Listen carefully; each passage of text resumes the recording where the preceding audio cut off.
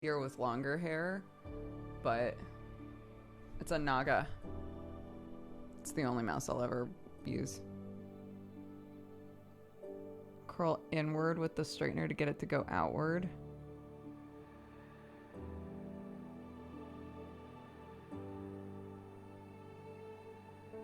I'll just do what in my mind makes sense, and if it doesn't work, then... Again, I'm not expecting this to look good. I just want to play with it.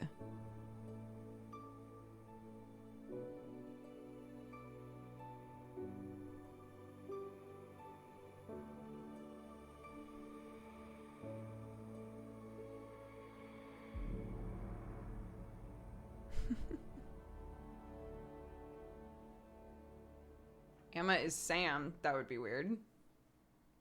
What's playing currently? Some kind of like royalty-free chill mix on YouTube, because currently my kid has my phone and is listening to classical music, aka fairy music. So you know. Okay, let's see. Let's try it. Let's see what happens.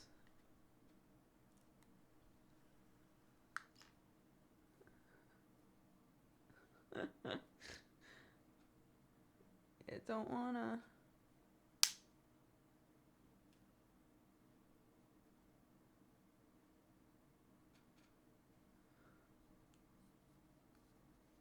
More twist. Calm down. This flat iron sucks because all of the places where you can hold it is a button. So no matter what I do, I'm hitting a button. I'm either making it hotter, colder, or I'm turning it off, and I hate it. Anyways.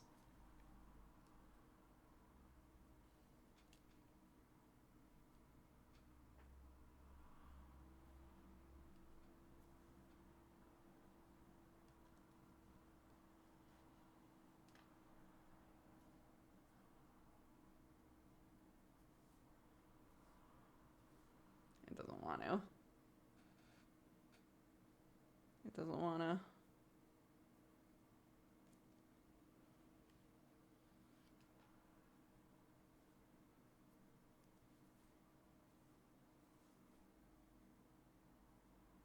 I've got the E-boy look. I don't know what that means, but thank you. Yeah.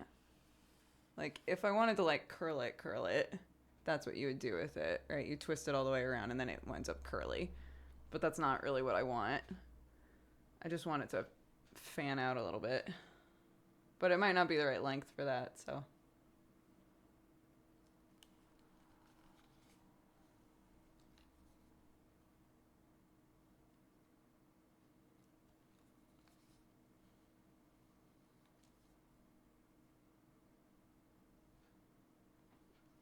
Oh, gosh.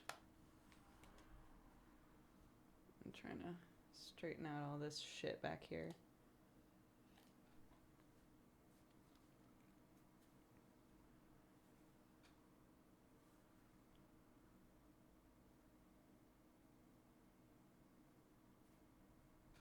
I wanted to do that, basically.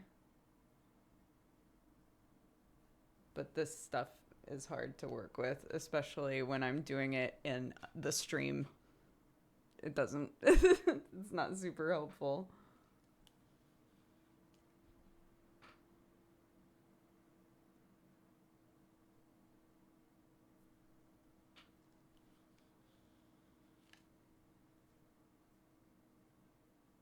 That's a bit better.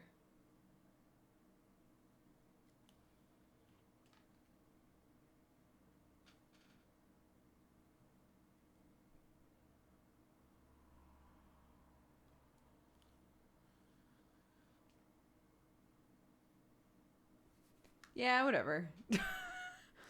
This is fine. This works. Sure.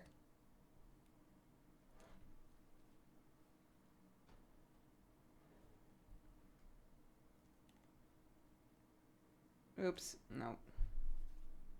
That's not what I wanted, but that's okay.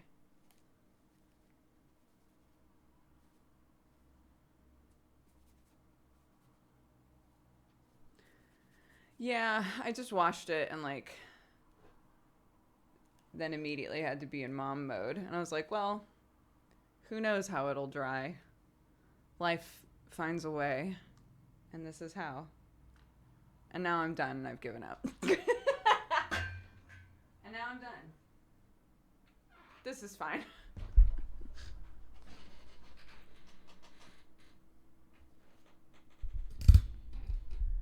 Hello, Mira. It doesn't make any sense to me, but that's okay. I would have to watch somebody do it. I'm not a read a thing and understand a thing sort of person.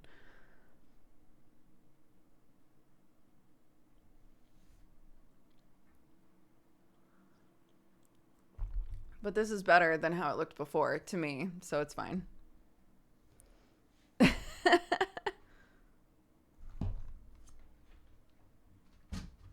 Okay. Legs.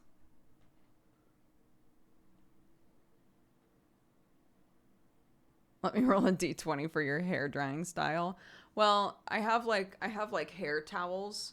Basically, like the second I'm out of the shower, I can just throw it into like, I have like a tiny towel that I throw it into. I go on stream sometimes with it, right? And that's a mistake sometimes, because if I put it in one of those and then I immediately start doing stuff, I forget it's there until Clark's like, Mommy, is your hair dry? And I go, oh fuck, it's been in a towel all this time. So it, like, the way that it's dried, because it's thin, right? So it probably is already dry in that towel. So when I take it out, it's like, who knows?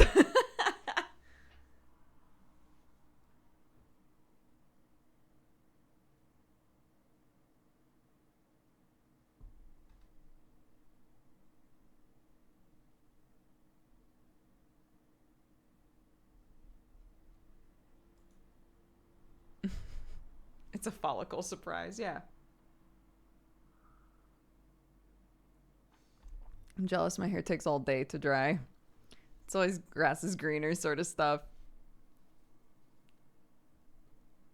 I could use a hairdryer, but I'm lazy. Sam loves drying his hair. Loves it. He always dries his hair with a hairdryer.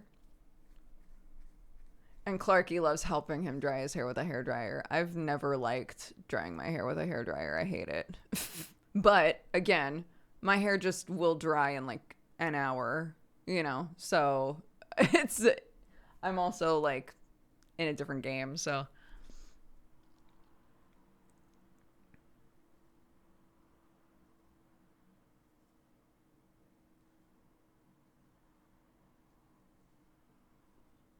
I'll back him up there. I like the sensation. Yeah, it just feels nice for him. And he doesn't like, with as thick of hair as he has, he doesn't like the feeling of just like walking around with heavy wet hair. So he feels more at ease when it's dry, which I think is normal.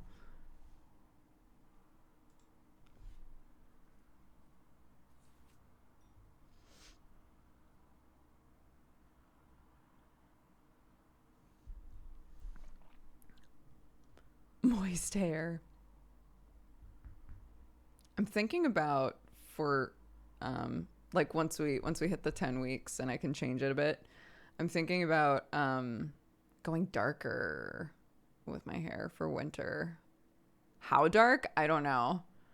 My brain has oscillated wildly from like, maybe just take some of the dye that Telly gave me and add something to it to make it a little darker, or just black. Black, but then with like some of like one of these like really pretty red colors like underneath.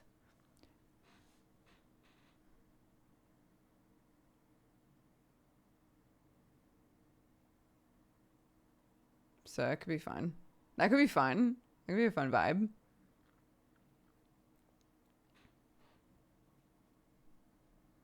Like this kind of like reddy orangey color in here. I really, really like. It would be, I would literally be Halloween colors.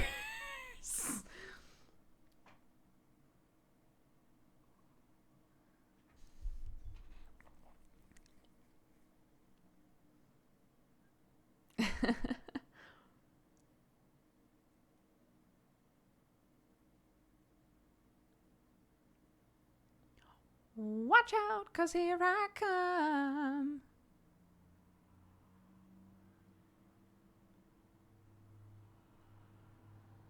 I watched someone's like really scathing review of The Greatest Show. I really enjoy that movie, but I agree with absolutely everything this person said in this video. They're like, I hated this movie, and here's all the reasons why. And I was like, all of these reasons are very legitimate. But it's created a situation now where like it's just stuck in my head. Kill a Dexbonus. Yeah.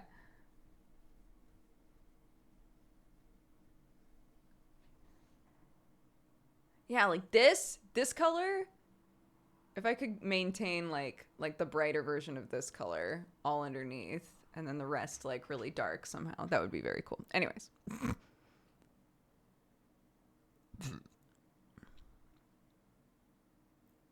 Yeah, it's the musical about P.T. Barnum.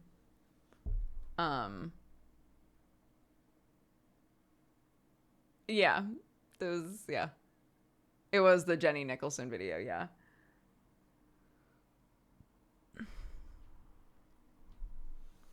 I've been on a Jenny Nicholson kick again. Jenny Nicholson has so many videos I've never watched.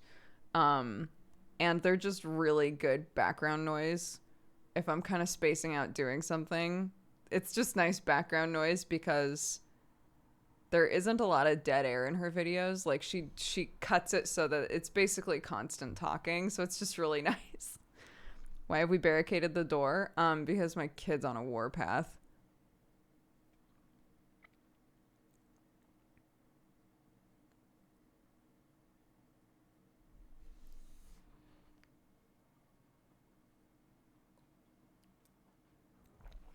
She like barely slept last night. I was looking this morning. I was like, is there a 3-year-old? I was gonna say retrograde. Is there a 3-year-old retrograde or something? Sleep regression. It's like, is there a sleep regression that happens around this time? And there totally is. Because it feels like it doesn't matter if she's taken a nap or hasn't taken a nap. Like at some point around 2 or 3 a.m., she'll wake up, and it's kind of a crapshoot if she'll go back to sleep right away or if she's just awake. Just awake. So I was up a lot last night. My brother and sister-in-law are about to have their second baby. And their kid is the one that's like really close in age to Clark. And we've talked before about doing a sleepover. And I messaged them today and I was like, hey, so we're about to get our second shots, so we'll be like fully vaxxed. And if you guys are still down, we could absolutely take your kid for a sleepover. Clark basically doesn't sleep right now anyway. So if, your little one also doesn't sleep because she's not used to the house, no problem. I'll probably already be awake. Like, oh God.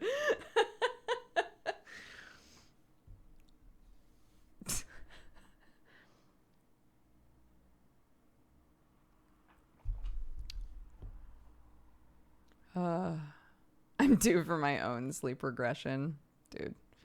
Yeah, all of the tips were like things that we basically already do.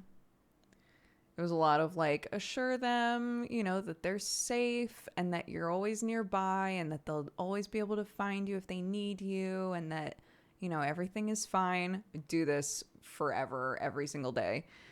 Make sure that you have a really set sleep time routine. We've had a set routine forever. And, and the last one, which I think we do like goof on a little bit, is like make sure that they haven't eaten anything really close to bedtime. Because sometimes she comes home from preschool and she has dinner at preschool, but sometimes she comes home from preschool and is like, I want to eat something at home. This is the thing she says all the time. Is like, I want to eat something at home. And so we'll give her something. And I've just recently like made a no sugar past this, like even fruit sugar, like nothing past like this time. Um but even then I think she's eating a little too close to bedtime sometimes. So that's like the big one that I think we need to work on. But does she wake up upset? It depends. Some days she wakes up and is immediately crying, and other days she wakes up and just kind of casually walks in and is like, hey, come cuddle me, I can't sleep. I'm like, okay.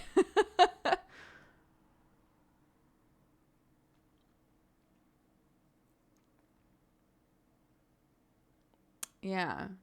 It's her brain rats. We've all got them. Her brain rats are doing all kinds of shit because she's a human that is still being built. So, you know. Today, there's a song called Sleeping Bunnies. Any parents out there, you might know this song. There's a song called Sleeping Bunnies. I think that they play it at preschool a lot, but it's basically like a song where there are a bunch of sleeping bunnies, and so all the kids pretend to be bunnies, and then at a certain point it's like, nope, they're awake, hop little bunnies, hop hop hop, and then all of the kids jump up and they all hop around. So Clark loves to play that at home all the time. And I had to explain to her today because we had played it over and over and over and over and over again, and then she was like, mommy, hop, mommy, why aren't you hopping? And I was like, because my legs hurt. And she was like, my legs don't hurt. And I was like, all right, I hate to have to explain this to you so early in your life, but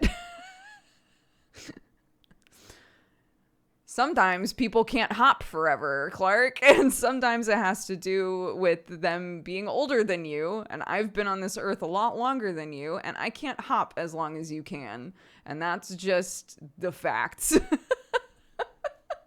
I can't hop as much as you can. Eventually my joints hurt because I'm old.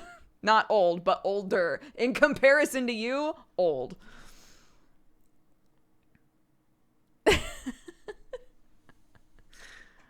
So, yeah.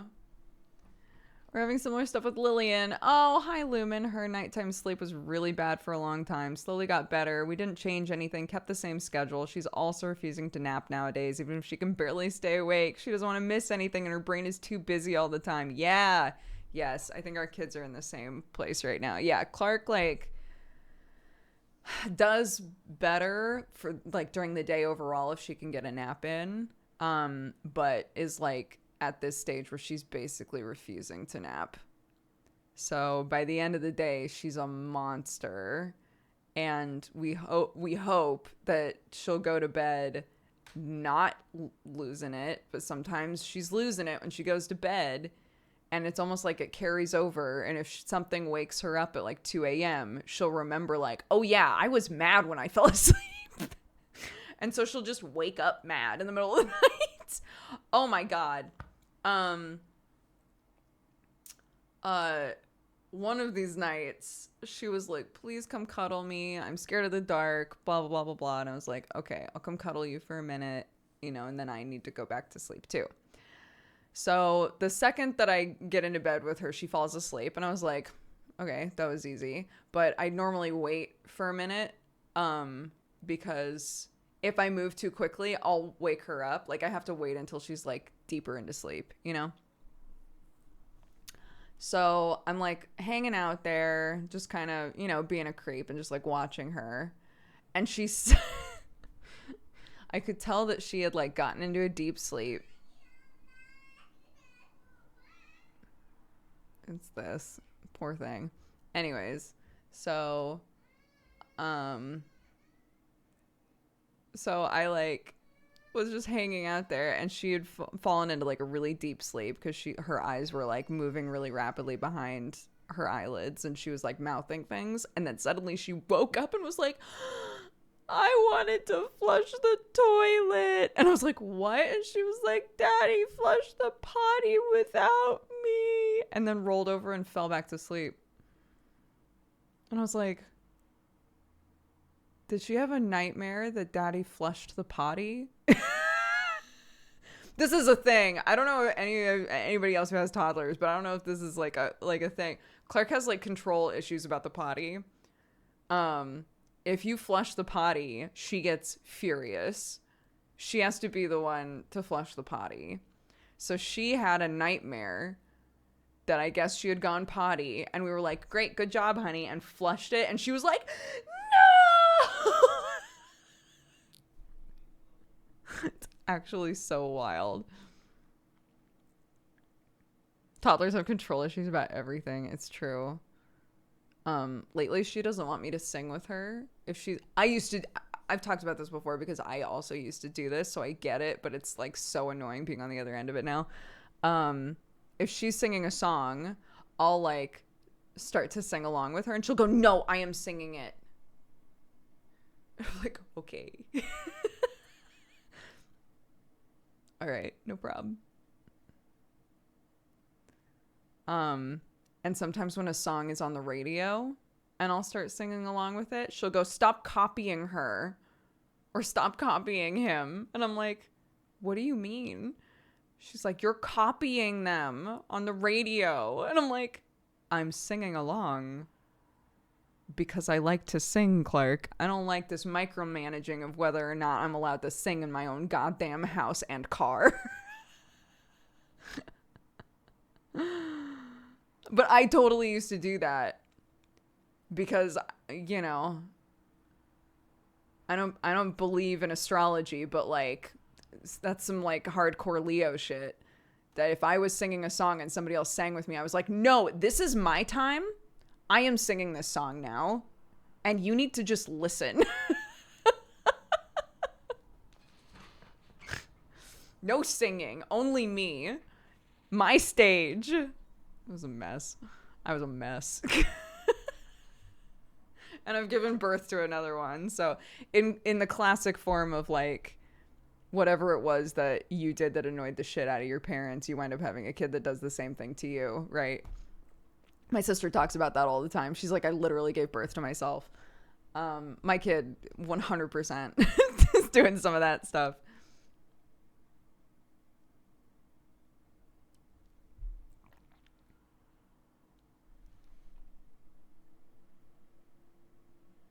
I remember doing that about people singing to the radio. I'm not a fan when people sing along to a song and I'm 31. I will sing along with just about anything. It's really hard. I don't even realize I'm doing it. There have definitely been a few times where I've been singing along to a song and realized I'm the only one singing along with this, and there are a lot of people here. And Sam has been the one to point it out to me before if we've been like at a restaurant or something and I'm like just singing along to whatever song is playing in the restaurant, and he's like, "Honey, it's fine if you want to keep doing it. I just don't know if you realize that you're doing it."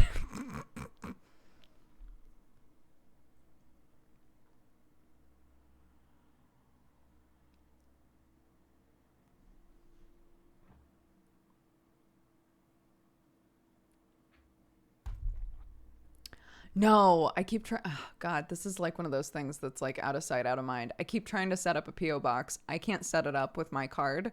It will only accept an English card. And I keep forgetting to say to Sam, like, "Hey, I need to set up a P.O. box and I can't do it with my money. They don't want my money, my dirty American money."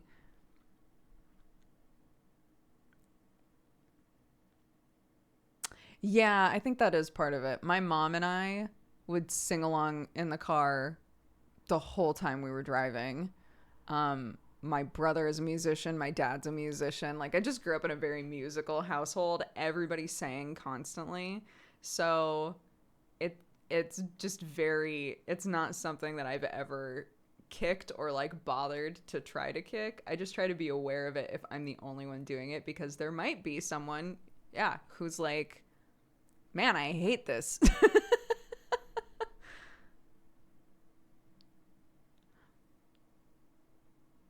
What is on my ear?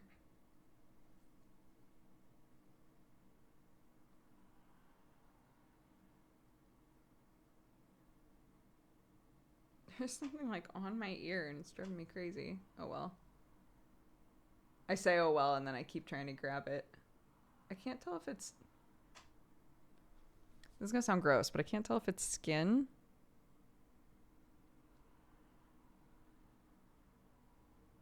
Oh, strange. What is this?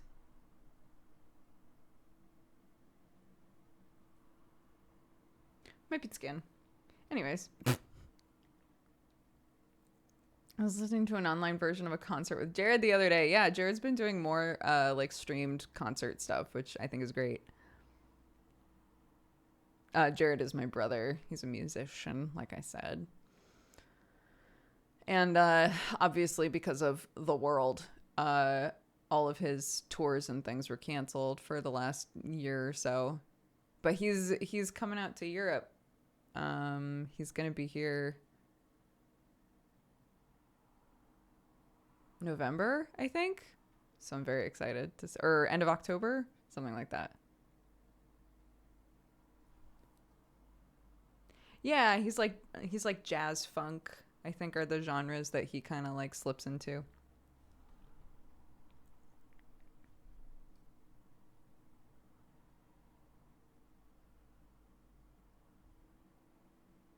I was walking through King's Cross listening to Steel Panther on headphones and was really embarrassed to realize I was singing along in the station. Very inappropriate lyrics. I love it. How are you, Jossam?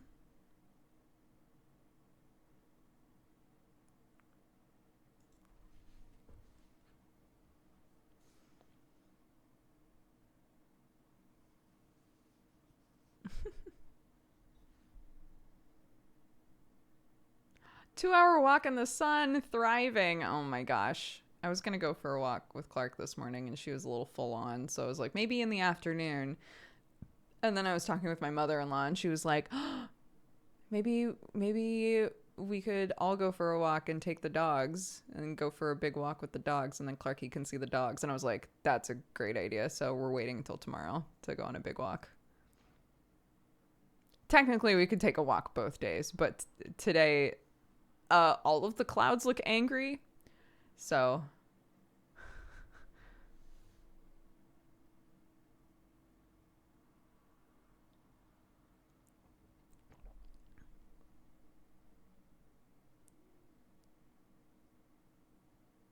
walkies. Hearing all of this will make my wife feel a whole lot better, so thanks. We always just assume everyone else has it easy, and we're the only ones with a little demon spawn toddler. You are not, Lumen. You guys are not alone.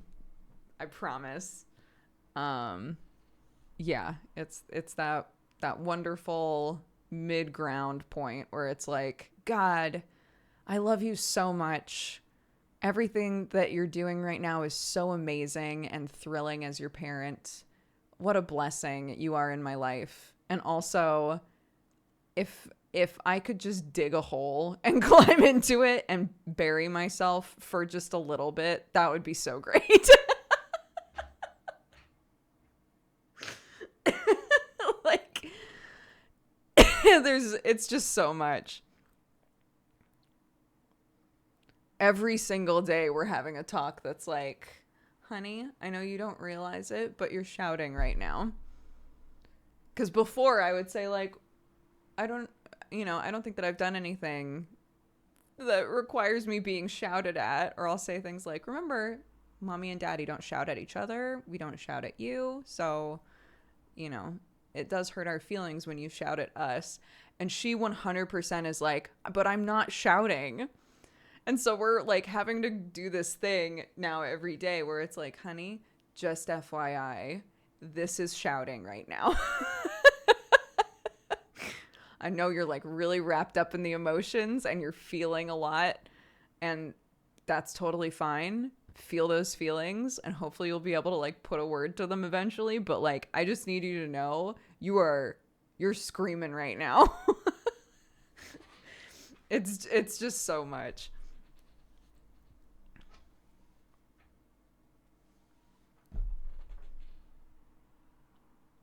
Emotions are the worst. They're great. Emotions are fantastic. I'm sure that for little ones and also for adults, because some adults never like, like fully connect with their emotions enough to understand what they're feeling. I have problems with that. Like, you know, as a toddler, you're like, I don't know what I'm feeling right now, but if I could just like scream and stomp and cry all at the same time, maybe it would make it better. Oh God, it's not making it better. Right? Like, it feels like that's so much of the toddler experience, just like having a flood of something and not knowing what it is and just trying to deal with it. And then, you know, you have hopefully lovely adults in your life that are trying to help you figure it out. And sometimes that works and sometimes it really doesn't. Man.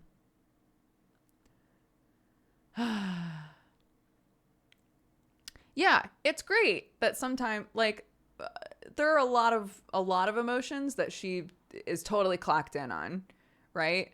Also, with me, there are a lot of times where I'll like, she'll say something and I'll respond and she'll go, "Mommy, why are you frustrated?" And I'll be like, "I am frustrated." Well spotted. That is exactly how I'm feeling right now. I'm frustrated because bedtime was an hour ago and you're still asking to go potty when I know you don't gotta go potty. But she's like, she recognizes it in herself and she's also starting to recognize it in me. So I'm trying to, if she like nails it, I'm trying to be like, yes, that is how I'm feeling right now.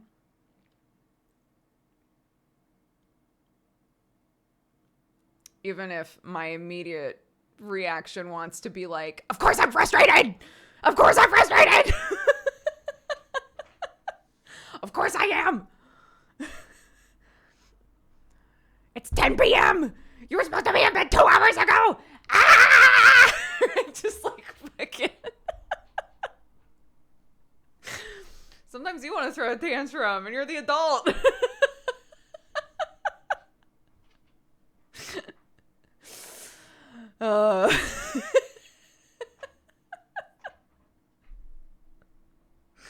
Kids.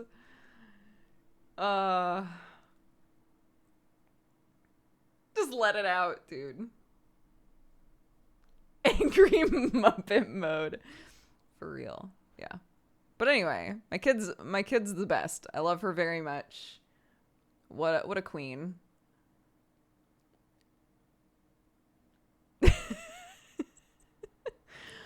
But, you know, some days I want to dig a hole. That's all. That's all. It doesn't mean that I don't love her and want to spend the rest of my life, you know, like helping guide her through shit. But dear God.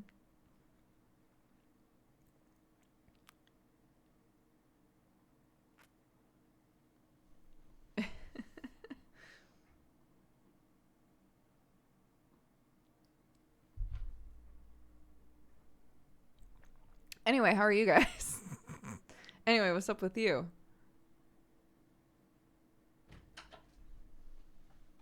Yes? Yes, Clarky, what's up?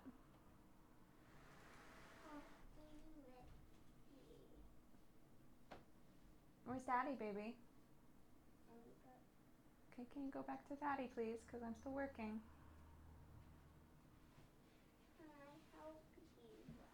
I don't think so, darling. Also, you don't have trousers on. Can you go put on trousers if you want to say hi? I left some on our bed, remember?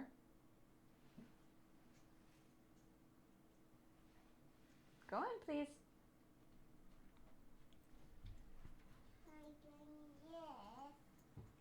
Sure.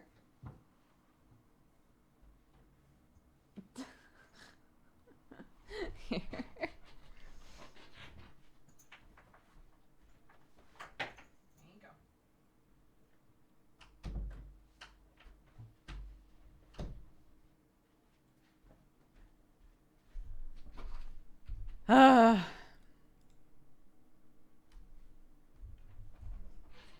The angry Muppet scream woke me up from a nap. I'm sorry, but it was really fun to do. If that helps at all. I got the new tea. The watermelon oolong slaps. Excited to try the others. Yeah! It's good, right? I had some of that this morning.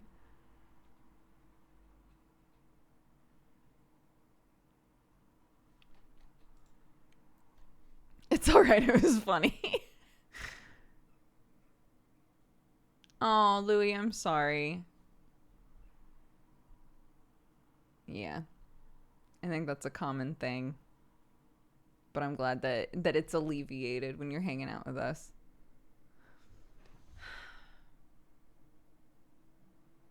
What do I gotta do to not be see-through? Is it paint the walls? Is that the answer? Do I just need other shit in this room to be darker? I don't know if that would make it better or worse.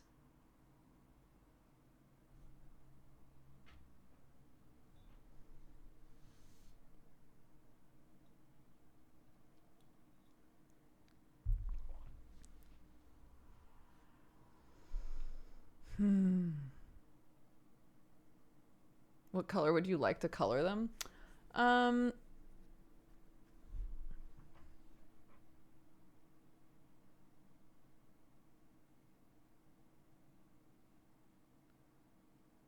Let's see. With this color chair and wood stuff in here, and this desk, I'll swap with the wood one eventually. I don't know.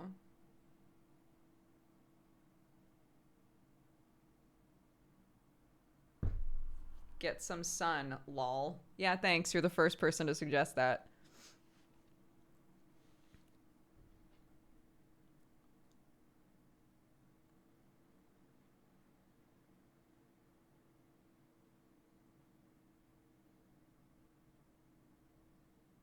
I mean, regardless of like what's going on with the camera, the fact is that I am like the same color as the door and the walls, which is the problem.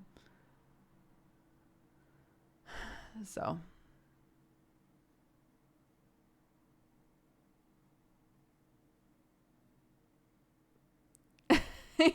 yeah, looking outside at the like nearly black clouds, like, yeah, I'll just get some sun. That's a great idea.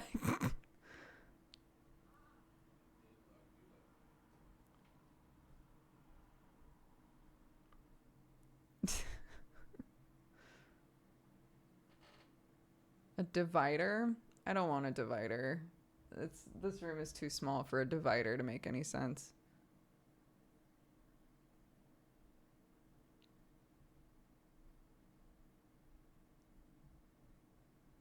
Yeah, I think walls in like a gray color, like a kind of a light slate sort of color, or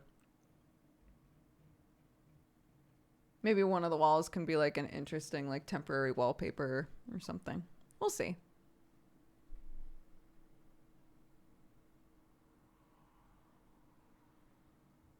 But a green screen means that I feel very strongly and have always felt very strongly that like an essential part of the vibe of my streams is that it's just my room. I've always like mentally had a huge block against using a green screen.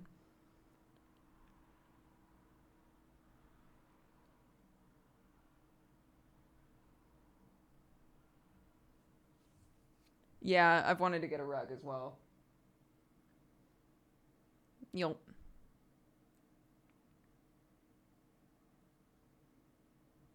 Oh, I don't mind if the room seems smaller. I don't really care about that. It's my office, so. I can fly over and paint some buff babes on your wall. Oh my god. Can you guys imagine if I was like, anyway, I'm getting a mural done, so I'll see you guys next time. And there were just like ripped ladies all over this wall. Like, right? We'll save that idea for when I actually own a house.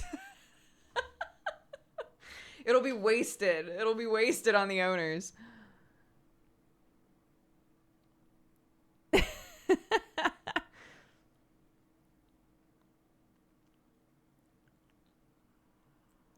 More anime posters on all the walls. I do think that more things on the walls would help, but just a more dynamic color on the walls in general would make such a huge difference. So I'll probably just get like some like vinyl sort of like temporary wallpaper to put on one of the walls, and then color the other walls, like just paint the other walls some kind of a color. And yeah.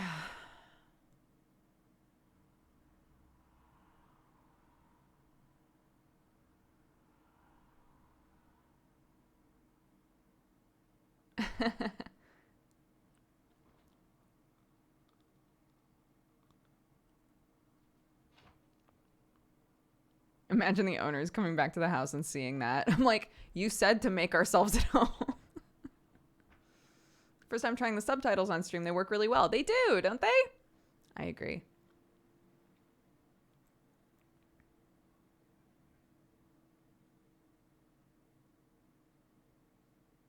I'm going to make my own stock tomorrow. I'm hyped. I hope it turns out good. I'm doing that tonight. My stock bag is huge. It's so full. So many veggie scraps in there.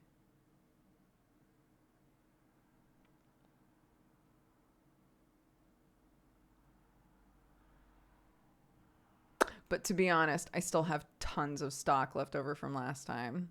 I should really start canning stuff, like properly canning stuff.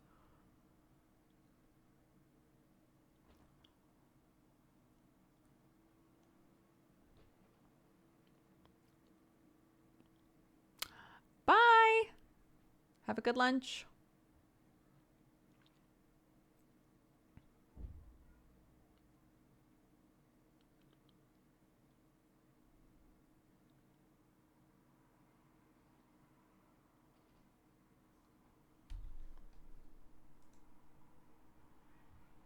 I think I hear them going outside, and I'm wondering if they're going somewhere.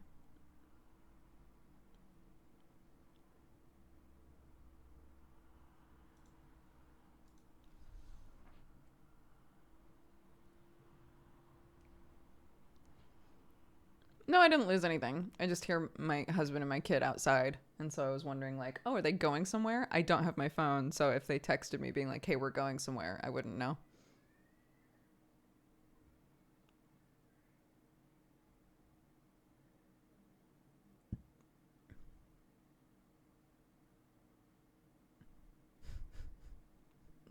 Poor Sam.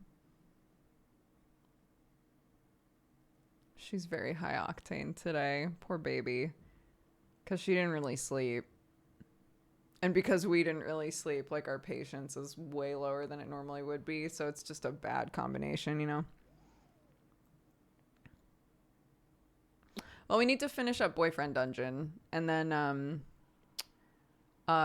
Jesse and I are planning on playing 12 minutes or whatever it's called. So that's the thing. We need to find a time for that. And then yeah, we have those other couple of games. Well, people have been recommending a bunch of games as well, but I still have Grime and Eldest Souls that I haven't touched. So we'll see. I need to look at the recommendation thread as well.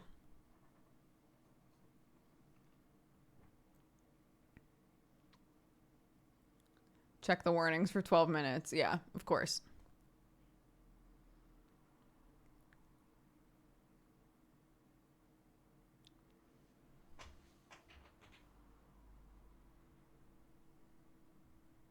Co recommended playing that game in emote only. 12 minutes. I don't know that I don't think we're streaming it. I think we're just recording it.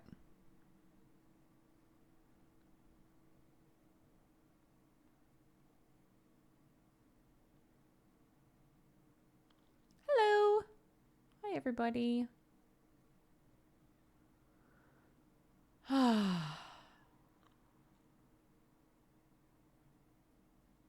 Is it spoilers to ask what the 12 minutes in the title refers to?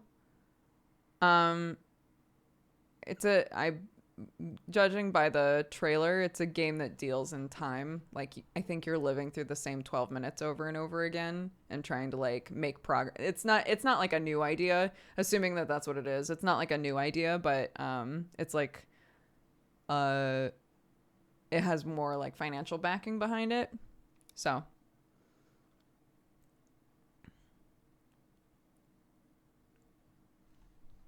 I didn't understand the ending, so I have to see what you think on stream. Interesting. Yeah, I don't think we're streaming it again, but Jesse and I plan on playing it together, so.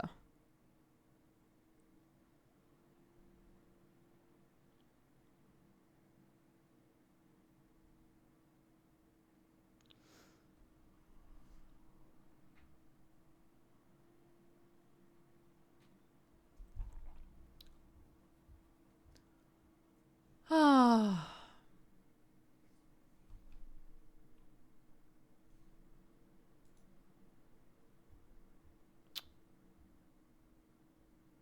Our backing music ended. That's why. There we go. Back to the spa treatment. We're back in. Yeah, MangaPod was fine. The problem with the current time that we're doing, but we might be able to keep the same time slot. We're trying to figure that out right now. So basically, like, Sunday wasn't working, so we were like, okay, we'll start doing it Fridays.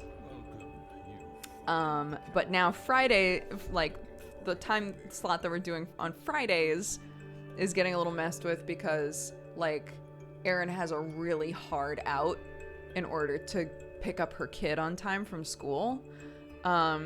Which, like, isn't the worst thing, but because it's like I'm sometimes late because I'm trying to put Clark to bed and she sometimes is a lot. So if I'm late, then that means that MangaPod is like, you know, no time at all. So we're like, okay, should we pick a different time? So Erin's trying to see if there's a possibility that somebody else is able to pick up her kid instead so that we don't have that time constraint. And if we do, we might have to push it later in the day on Fridays. So more like 11 p.m. my time maybe, which I'm totally fine with. Or swap it to another day. Again, we'll see. But Gmart agreed to do our next MangaPod with us, which is great. So we just need to nail down the time and then we can get Gmart on there. But it's Kaiju 8, which is like a current Shonen Jump series. And there's only like 42 chapters out, so we're just reading all of it. And he's never read it. And he's like a big Shonen guy, so it should be fun. It'll be our first guest in a while.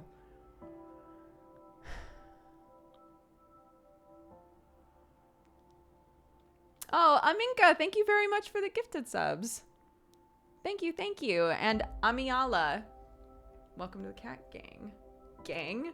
Welcome to the cat gang. Jesus. Thank you very much, guys. Thank you to everybody who's subbed, resubbed, gifted subs. I appreciate it very much. If you were gifted a sub, double check who it was and take the time to say thank you. Thank you, guys.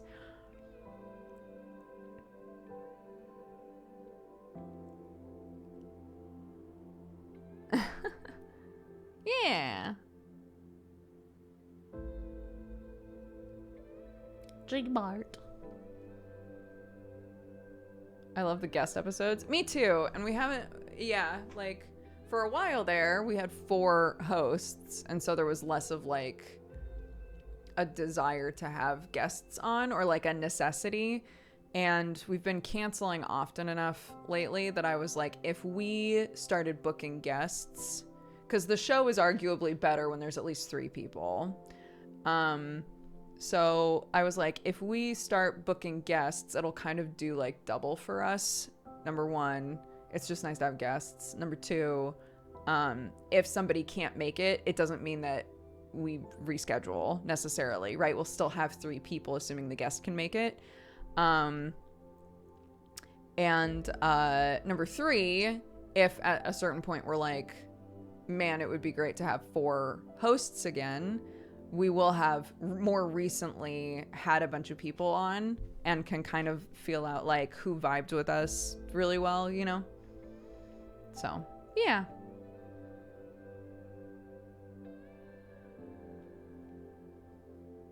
I'm so excited for Misdemeanor as well. I've been very excited for Misdemeanor the last few sessions. Yeah, actually, oh my god. All of our new Cat Gang merch, the like samples showed up yesterday. I'm so excited. They look amazing. So yeah, it's like really soon. It's on the horizon that there's new releases for Cat Gang merch.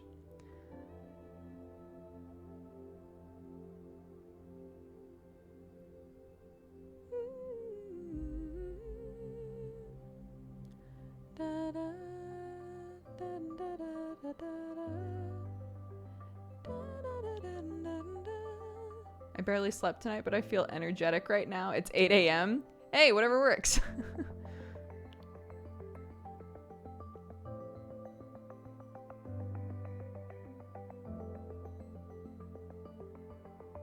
Yeah, that command doesn't seem to be working for whatever reason. Oh, there we go. There it is. The D&D spoil. D&D spoil. We should really double down and make it so that D&D spoilers also procs it, because D&D spoil isn't like super intuitive.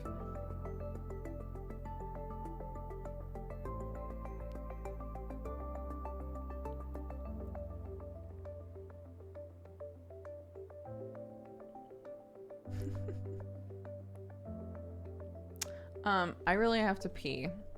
So I know that I've like BRB'd a million times because of kid aggro, but proper BRB. I'm gonna go pee real quick and make sure that my family's doing good, and then I'll come back and we'll chat a while longer, okay?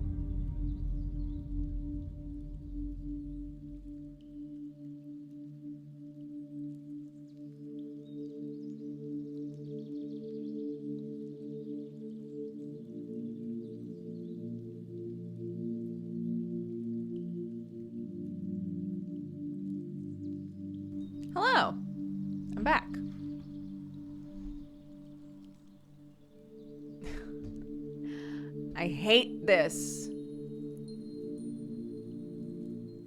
I hate how bright I am, and I don't know how to fix it. Like, driving me nuts.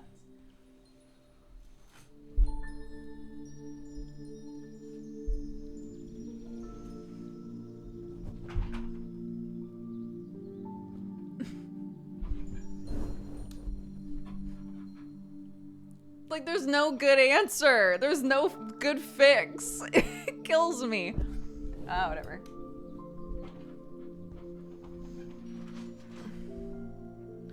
All the things that could be suggested I have done. So don't. That was the whole start of the stream. I can't go back. I can't go back.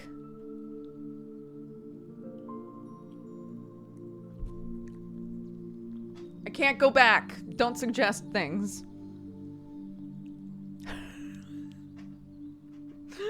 I'll die there. I'll live and die there.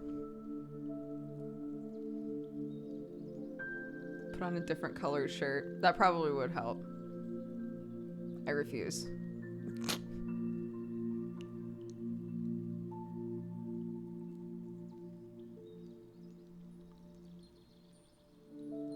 We have tried turning off the cam. Yeah, the whole start of the stream was this. I did a guided meditation like this, and it was very effective, and we all interacted with our inner toddler. It was almost as though the inner toddler was in the room yelling about stuff. It was wild. It was really vivid. So, it was really good. Yeah, you know, my calling, honestly.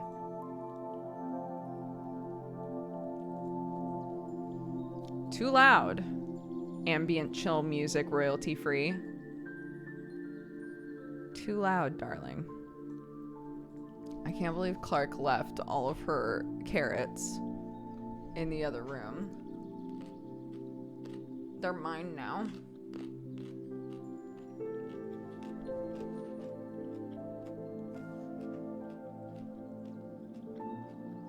Would you do an interview with Code Miko?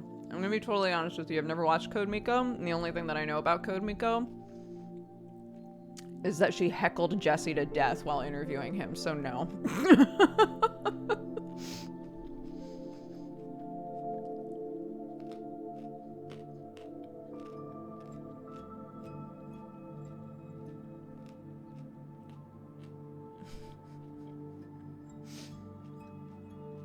Jesse's interview got so uncomfortable I couldn't finish it. Literally, like,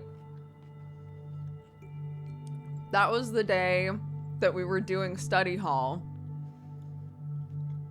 And the number of people who came into my stream being like, I was trying to watch the Code Miko interview and I couldn't do it. So many people. It's like, is everybody here from the Jesse interview?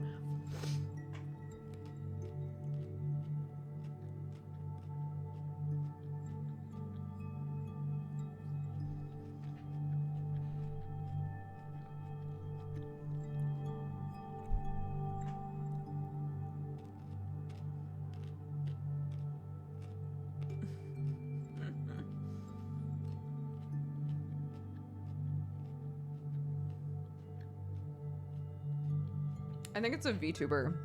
Again, I don't watch them, but I think it's a Vtuber.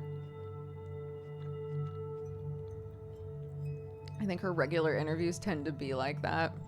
Then yeah, no thank you. I don't want to be interviewed by Code Miko.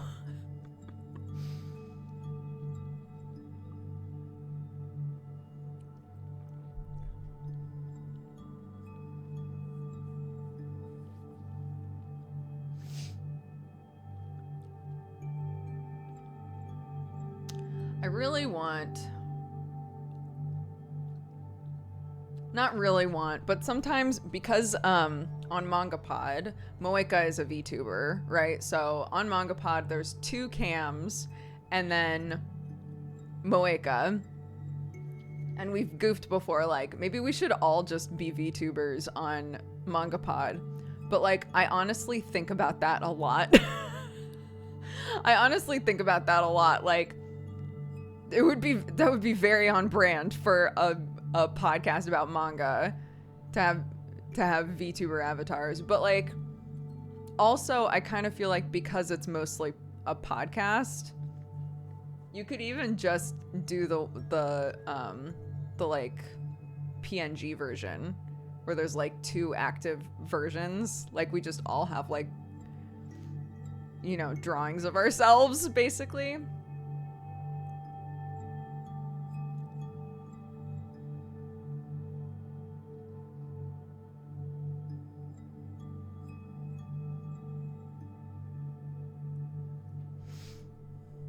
Oh, now that you guys are describing her, I think I do know who she is. The tracking is like insane, right? Like it's like next level VTuber shit. Then do it. What's stopping you? So now that we're talking about having guests, what would we do with a guest? Here's my idea. My idea is there's like us, right? Like there's the 3 drawings of us that like do the active talking, whatever. And then there's one that's just like a shadow person with like a little thing put over the face, like holding up a picture, and you just swap out the picture depending on who the guest is. So that it's just like a nobody, but with a little mask that just has like a picture. So there's that. Yeah, so I might suggest that because again, that would also like cut down to an extreme amount. That would really cut down on like prep time for the show as well. And especially if we're like coming into this situation where we're constantly like pressed for time. With those PNGs, you don't have to set up cameras. You literally just have to be in the right Discord chat, and then they're active. As long as you're in there, it's done. It's activated, right? So I think it would just make it so much easier. So yeah. No, like because you have to capture cams for the overlay. And Moeka has to set up her VTube thing every time, etc. So if anybody's running late, if somebody isn't in the call, cams can't be set up. You have to wait for everybody to be in the call to do cams. So it would just create a situation where literally all that people have to do is join the right Discord channel, and then it's all done. It's just ready to go. It would be like a huge cut down.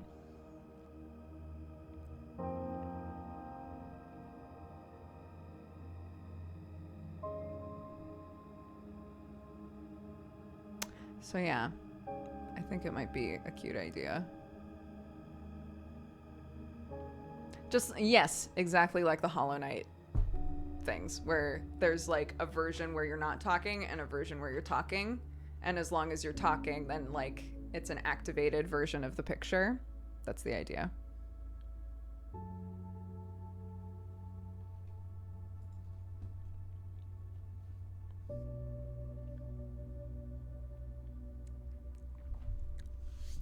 Oh, if it was for MangaPod, it would probably just be like a very animu version of like the me and the Kigurumi sort of thing.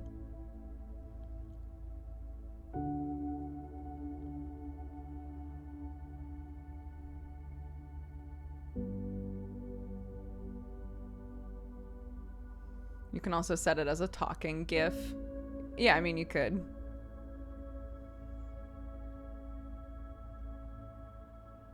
Yeah, just like how Jossum does it on their streams as well, yeah.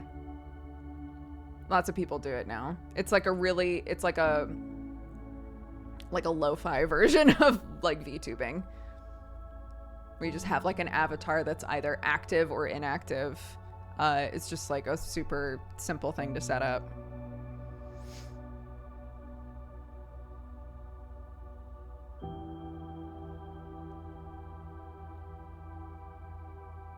I've also wanted to do that same thing.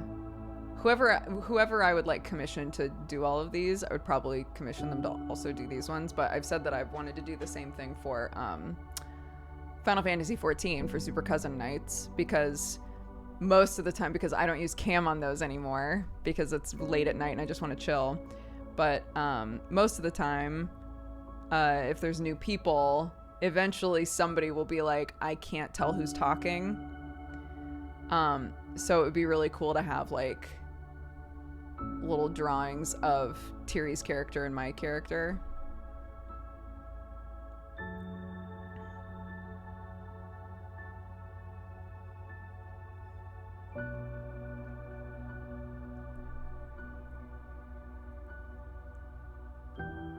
Yeah, I do not play both the character of Dodger and Tyranny. Oddly enough. We do have similar voices, yeah. So, if there was something that showed, like, this is who's talking currently, that would be nice.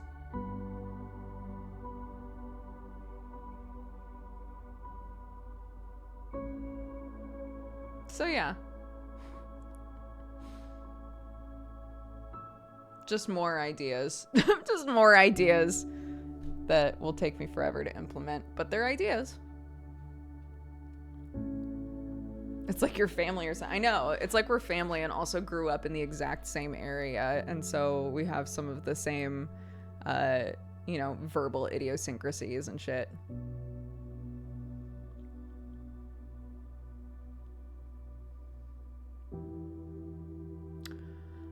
I mean, Sam has 2 different VR chat avatars. He has Red, which is like his mascot character. But he also has one that's basically just him that he commissioned.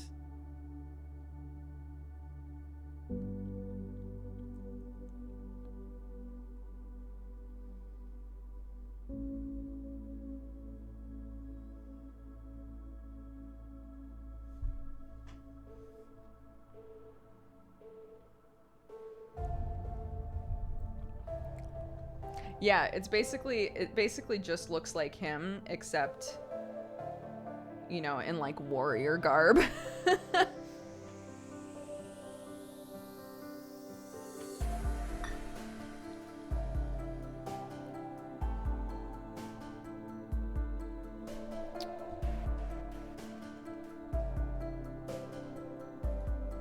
gonna leave up the manga pod chat so I remember to type all that out.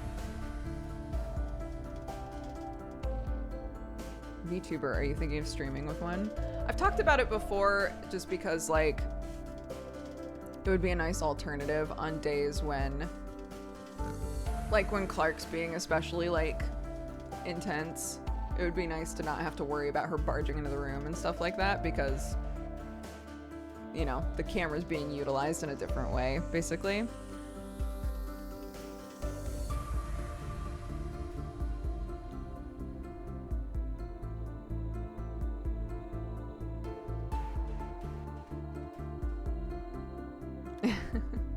This track is real good. Let's see what it's called. The picture is a person sitting on a stone bench looking at the mountains. It's called Documentary. This is literally on YouTube. It's a video called Ambient Chill Music Full Tracks, Royalty-Free Background Music. So, and the top comment is, this is weirdly powerful. I know, that's because I need a spa day and I'm manifesting it. So I grabbed music that feels like they might play it at a spa.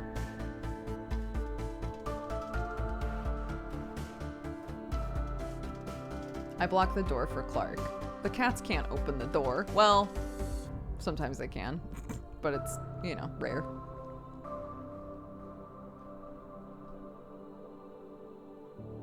This VTuber talk got really intense with the music. I'm sorry.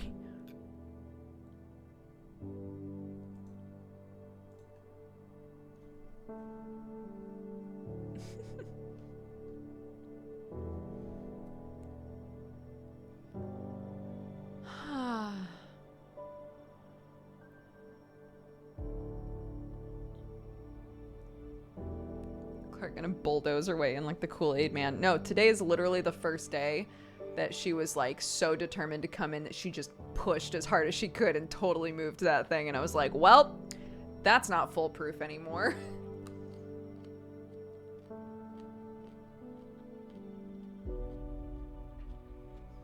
That was literally my idea. Yeah. Is to like take a picture of this room with me not in it. And then have like a VTuber avatar and just make it so the background is my room.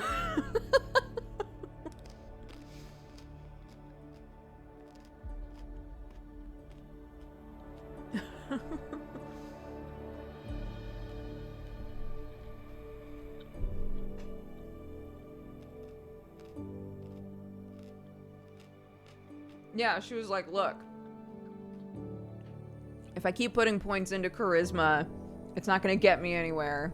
You know, I'm at 20, you know, so my modifier is pretty much maxed out for where I'm at currently in this campaign. So I'm gonna start putting some points into dex and strength. I was like, no!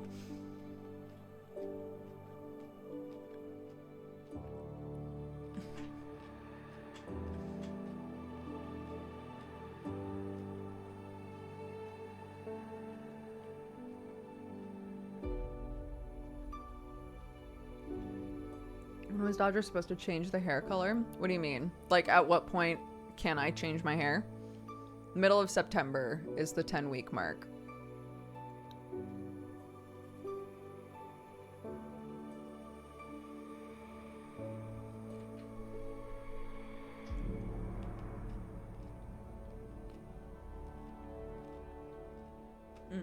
What color are you thinking? We were saying at the start of the stream, I've been thinking about going really dark for winter.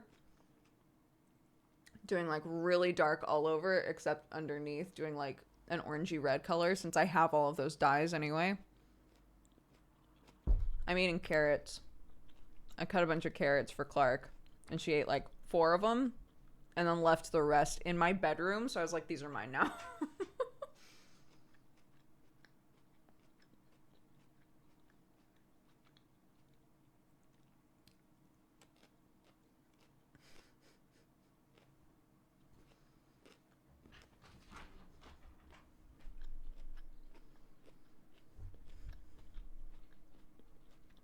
I'm a natural blonde who's never dyed her hair and is afraid to add any color. A natural blonde, oh my gosh. You would get so much mileage out of putting color in there if you wanted to. Do you want to add it, but you're just like afraid? You could always do like little bits.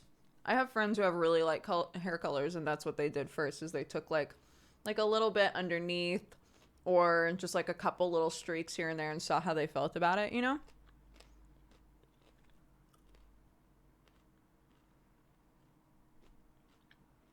You did all the work prepping them. Why can't you have them? Facts. Done.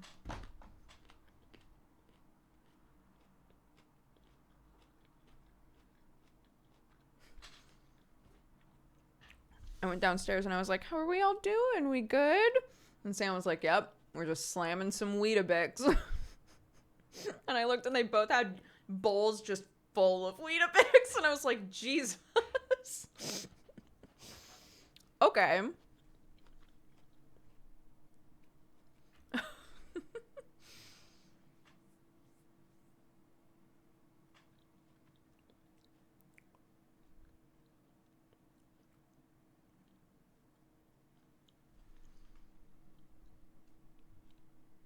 Big Weetabix, yeah.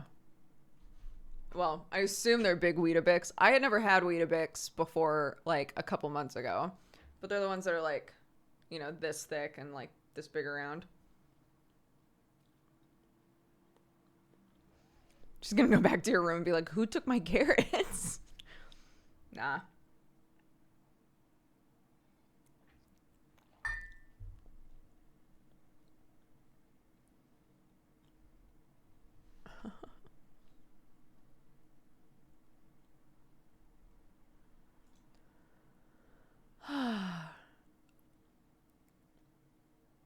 Weetabix with hot milk and sugar on top is awesome. Oh my god, yeah. I was like, Sam, did you know that Clark is like super into Weetabix? And he was like, yeah.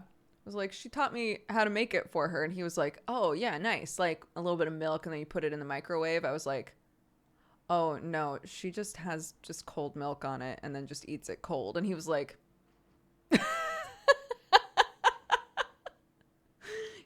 no, I don't like that.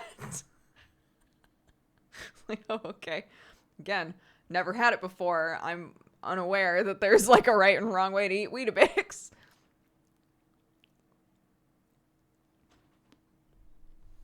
It's literally like compressed bran. It's like a compressed bran log. So you put it in a bowl and you add liquid to it and it expands and like separates and basically turns into like cereal. Clark loves it. Great. Let's get some protein.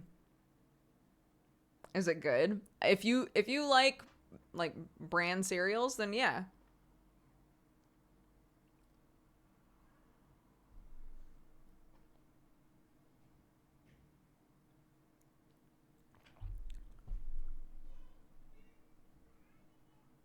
You can totes eat it cold. Yeah, I've had it cold because that's the way that Clark had me prepare it. And she would be like, Mommy, take a bite.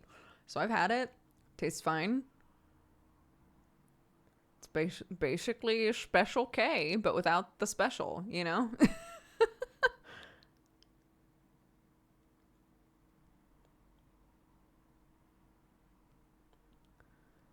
When you relocated, how did you go with discovering the right and wrong ways to make tea? Again, I've been coming to England for like quite a few years now. Nobody in Sam's family likes tea. Nobody in Sam's family drinks tea, really. Sam and I have black tea occasionally. But Sam's dad drinks coffee. His mom and his sister drink hot cocoa. Like, nobody in that house really wants tea. Like, it's rare for anybody in that house to want tea. So, I mean, like, I certainly make it a way. Am I going to say, like, I make it the proper English way? I don't know. I put an amount of sugar in there that I know Sam wants with enough milk that I know Sam wants, and vice versa. If he's making it.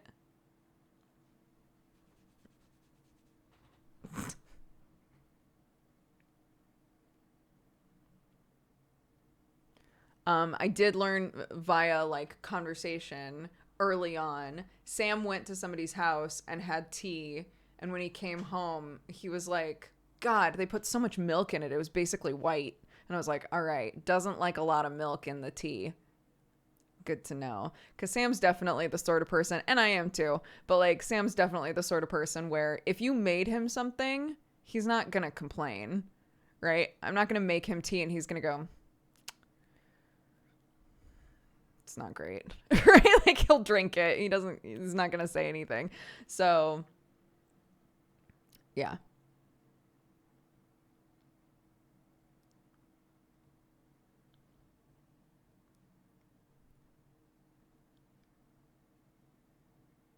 I don't like tea or coffee. I like hot chocolate. You would get along well with my mother-in-law. My mother-in-law literally, if you offer her coffee or tea, she's like, no, thank you. Like she has no desire. She does not enjoy them. She doesn't like them.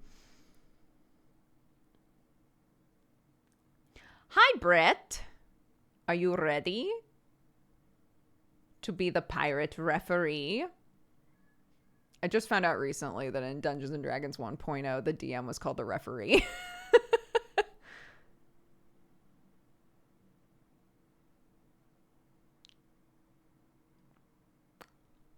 Yeah. It's good. It's really good. It was going to be a sport, guys.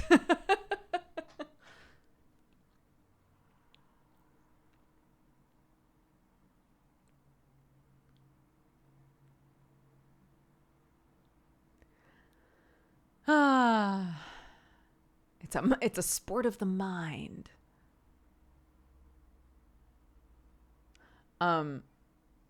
Yeah, the only reason that I know that is because of a conversation that happened on Dungeons and Daddies.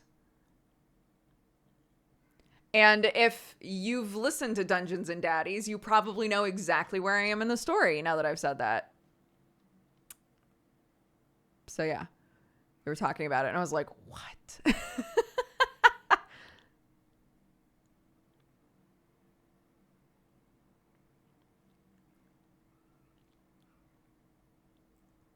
I have an Amazon box being delivered, but I'm not excited to get it. Oh. I also have an Amazon box being delivered, and I'm really excited to get it because it has the board game that one of you recommended for Clark. We were talking about like games for kids her age to play, and one of you was like, "Oh, I like play tested this game at a store that I work at with little kids, and they all loved it. You should totally get it." And I did. I impulse bought it, and I'm really excited. I keep missing Misdemeanor. I'll be lurking today. Silly Simon, I gotta be honest with you. You might be a little bit lost. There's a lot going on in Misdemeanor currently. It's so fun, though. These last few sessions have been so fun.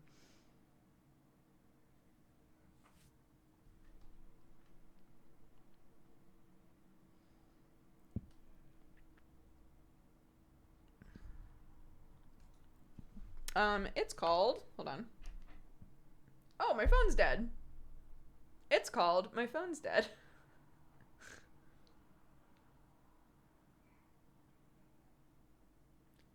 What a weird name. It is a weird name, isn't it?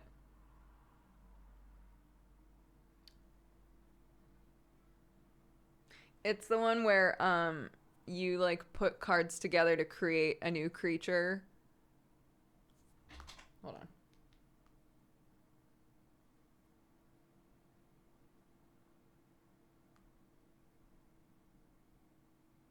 Bum bum. Ba ba ba ba bum ba bum bum. Bum ba ba ba ba ba ba ba. Ba ba ba ba ba ba ba ba.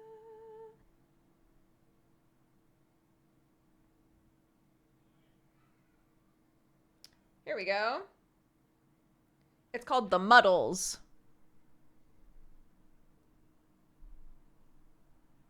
The Muddles. A curious creature-making card game. And it looks very cute.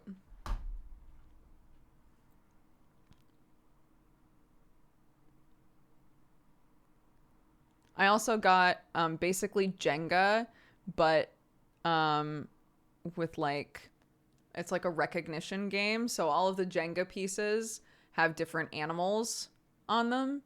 So there's like lion Jenga pieces and zebras and whatever else. And then there's a big stack of cards, and you grab a card, and it could just have just the like a lion on it, but it could have part of a lion, or like there's a bunch of different cards that all mean lion. And so you, as a kid, you look at it and see if you can figure out which animal it's supposed to be.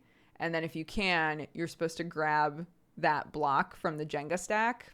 I think that also would be a fun game for her, because literally all she does with everything is make towers. So Jenga has got to be that must be like her dream game.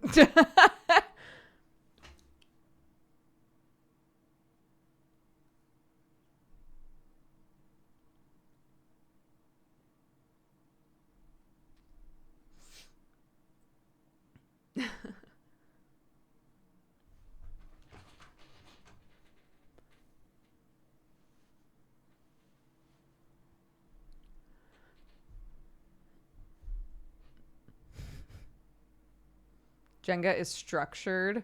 What if she wants freeform? Then she can just play with them freeform. And if she wants to play the game, then we'll play the game. Every game that you play with a toddler is not the way the game is supposed to be played. They make up their own game, and as long as they're having fun, it's fine. I got her a bunch of cards that's like a Peppa memory game. So it's like a bunch of cards, and they all have different Peppa characters on them. And you're supposed to like put them all face down, and like you find the similar ones, right?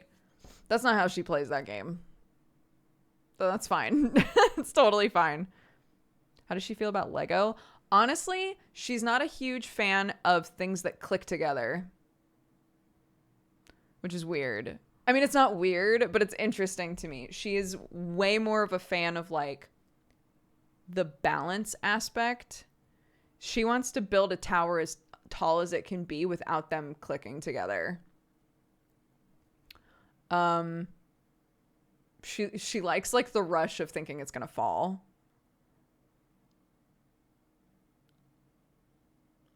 So nearly every we have like just kind of basic like square blocks, and we also have one of those balance games where it's like lots of different shapes and you try to like balance them all together. So my mom got her an animal balance game where all of them are different dinosaurs. Nearly every bedtime, she either chooses to play with the normal blocks or the balance animals. That's what she wants to like zone out and just try to balance things. And we do that for like 15 minutes before we move on to the next part of bedtime.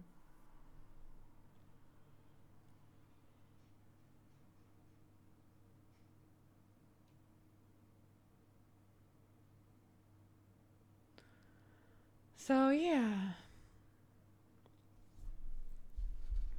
She grabbed all of the pieces out of Everdell and kind of made up her own game yesterday. There's some of the pieces are like meant to be berries, and a bunch of other pieces are meant to be resin. And so she split up the resin and the berries, and we each got half the resin and half the berries. And then she decided there are also all of these little wooden pieces that are there's mice, hedgehogs, squirrels, and turtles. And so we each had to choose an animal. So she was hedgehogs and I was squirrels. And then there's a die in there. So we rolled the die. The number, you have 6 animals. So there's 6 of each like wooden animal type. So she was like, now we roll the die. And if you get a 6, you win. But if you get any other number, you have to keep rolling until you get a 6. And I was like, so you can't lose. And she was like, yes.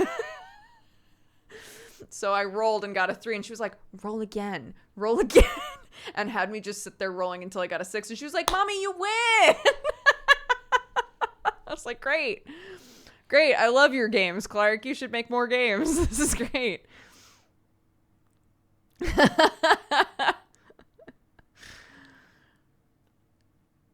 You know, just future game dev. She's training. She's figuring out, you know, what works, what really like, you know, makes a good game for people. She's already doing research.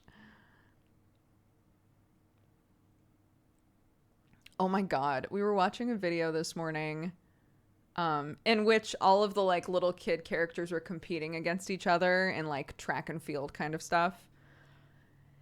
And there was a race of some kind, and one of the kids lost, right? Because it's a competition. And Clark was like, why did she lose? And I was like, because a different kid won. And so she didn't win, which meant that she lost. And she was like, but why did she lose? And it turned into a conversation that was basically like, sometimes we're gonna lose. Sometimes when we play games, we won't win. And so when we don't win, it's important that we try to feel happy for the person who did win and be a good loser, right? And like right at that moment, it was that classic thing where like 2 kids were racing and one kid fell, and the kid who was in the front was like, oh, I'm going to go help them up, and then we're going to cross the finish line together. And I was like, see, that kid could have won on their own, but they prioritized like the camaraderie, right? Sort of a thing. And she was like, I don't get it. Like, okay. Was it David or Aaron mentioning they're teaching their kid the concept of losing? Yes. When David was on the stream, he was talking about how his kid refuses to do anything that's like a sport, like a competitive sport. because she is so adverse to the idea of losing that she just won't participate. And he was like, so currently we're trying to encourage in her that it's not the end of the world to lose at something, and it's okay to lose, and participating can be fun. If you don't play, you can't lose. That's literally the mindset of their kid. Their kid is 6, and she will not do anything that has any kind of like a competitive aspect to it. And they're like, we gotta figure, like, you can't avoid situations where, you know, where you might potentially not be the best. You can't avoid that in your life forever. You have to, you know, eventually come to terms with the fact that sometimes you lose at things.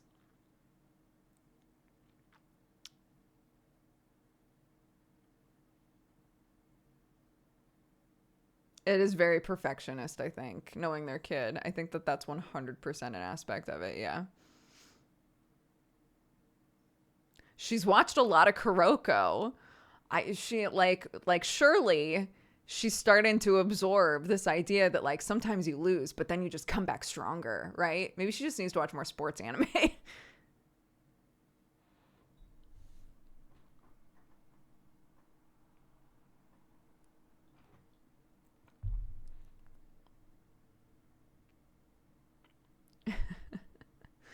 Clark definitely does the thing where she'll be like, let's race, and you race, and if you win, she's like, I win. And if you try to be like, I'm pretty sure I won, she's like, nope, I win. I'm like, oof, all right. Kuroko is a fantastic sports anime. If you like basketball, I don't really care about basketball and loved Kuroko. Sam loves basketball and loved Kuroko. But it's a sports anime about kids in high school who are superhuman at basketball, basically.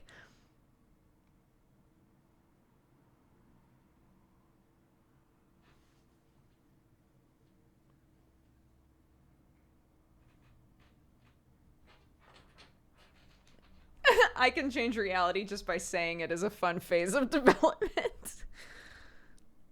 Yeah. Kids. Seems like all sports anime have superhuman characters. There's definitely anime where it's like played up. Like Kuroko is definitely one of those ones where it's like they're, you know, the character can't just be really good at 3-pointers. They have to be able to like perfectly shoot a long shot from the other side of the court, right? Like it has to be like an extreme version of a thing that people like, yeah, technically can do. And then there's ones like, I would say Ace of Diamond is much less like that. In Ace of Diamond, it's much more about just like learning how to play baseball, right? And there's less of this, like, they're just an incredible, like, unreal player, you know? Prince of Tennis definitely, like, crosses into fictional shit. 100%. I would say Prince of Tennis is maybe worse about it than Kuroko.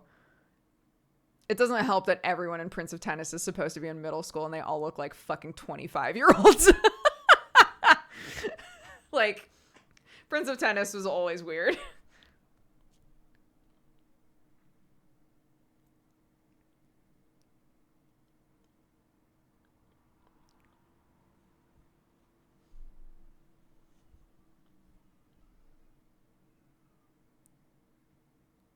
Oh, I enjoyed Ace of Diamonds so much. It made me watch professional baseball, and I'm European. Amazing. And Prince of Tennis is an anime about Saiyans playing tennis. Prince of Tennis is extreme, yeah.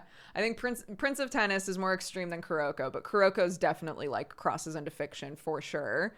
Haikyuu and Ace of Diamond are much less that way. I think Haikyuu, I'm trying to think now.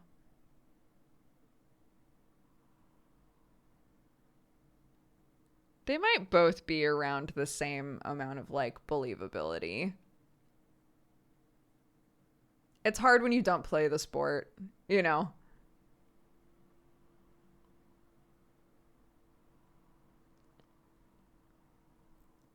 Yeah, absolutely. I watched Prince of Tennis like crazy in high school. Um, had never watched tennis in my life. Didn't know shit about tennis, but I was like, this is awesome. I love this.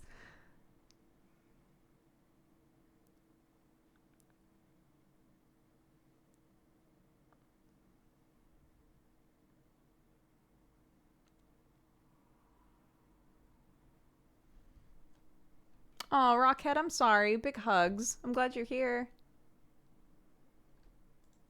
I remember we watched that ice skating anime on stream. Oh my god, we did. Yo, why didn't they ever ask us to do that shit again? Is it because they haven't done that shit again? Have they not done any more like live anime reveal shit on Twitch?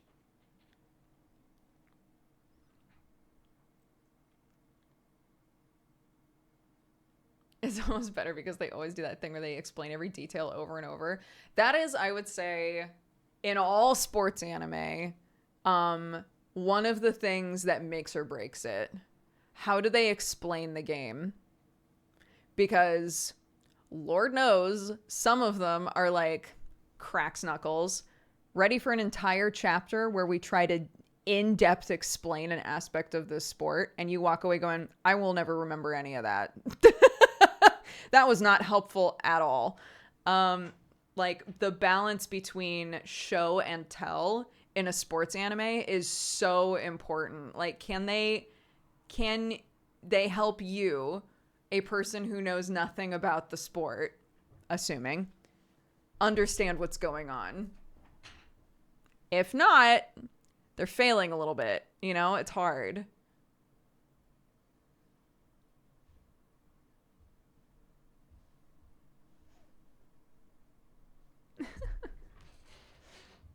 The only anime where I like to be explained something I don't understand is Dr. Stone. Dr. Stone is funny because they have like so many situations where they're like, here's how to make a bomb, except not. Please don't actually try to do this at home. We've left steps out. This isn't actually how to make a bomb. Okay, great. Cool. So here's how to make a bomb. You're just like, okay. All right, Dr. Stone.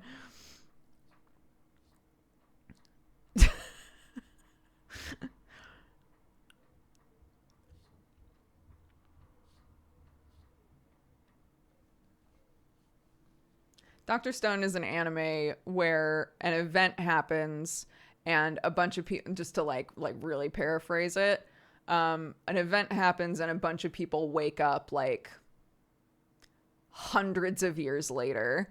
And one of the first people to wake up is like a high school genius scientist kid. And so a lot of it is like, okay, so in this stone world, right, in this world that has none of the modern technology we grew up with, how do you make things? And so a lot of the chapters are explaining how to make stuff, and it's very interesting. But there are some times where they're like, we're gonna make this thing that would be really dangerous for you to make at home. Please don't actually follow this as instruction. This isn't actually how to make this thing. We've left out a lot of details on purpose. Please don't ever look this up. Don't make a bomb. Anyways, so this is how you make the thing. Like, they do that occasionally. You're like, all right.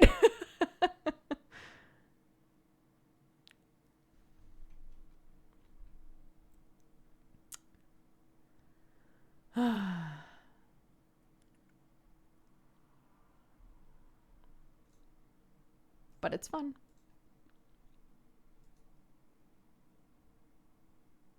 I love how they'll make like a single vacuum tube and then be like, then we just make 100 more of this thing that took multiple episodes to make. Yeah. Yeah.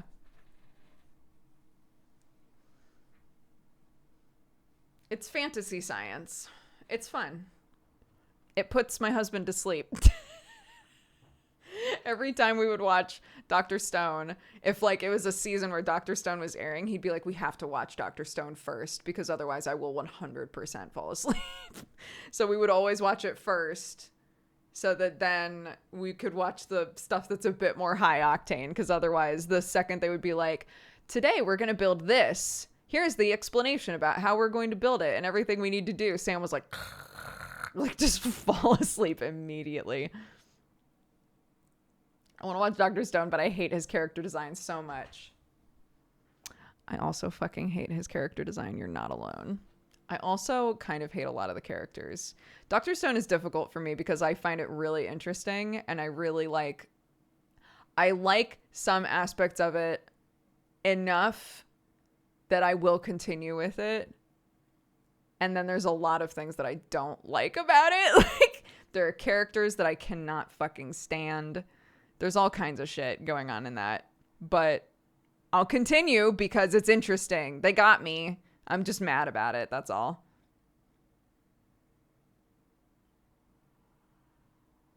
Dr. Stone might be bad. You know?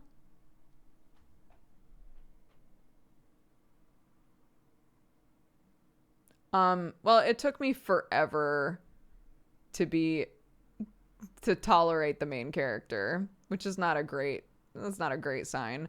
I hate the way that nearly every female character is drawn. They all look like there is literally nothing going on behind the eyes. It's really sad. The male characters are drawn in such a dynamic, interesting way, and all of the girls have like horrific same face syndrome. It drives me nuts.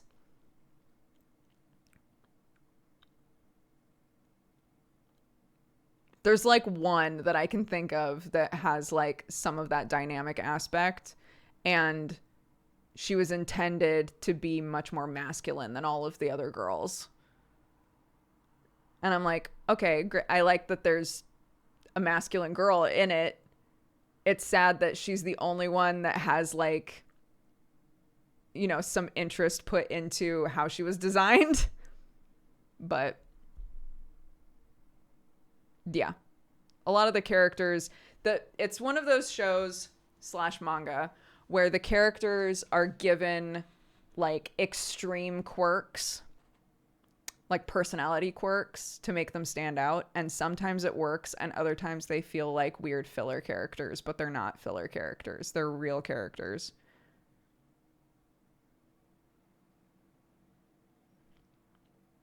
It's weird.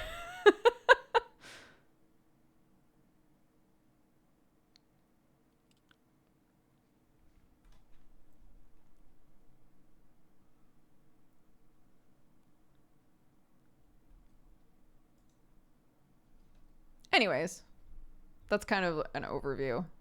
The story itself is interesting, and I like that there's a major anime right now with a lot of interest that is about science, that like has a huge focus on science. But I really do not give a shit about any of the characters. I don't enjoy most of them. So that's me. My Dr. Stone opinions. Cheers.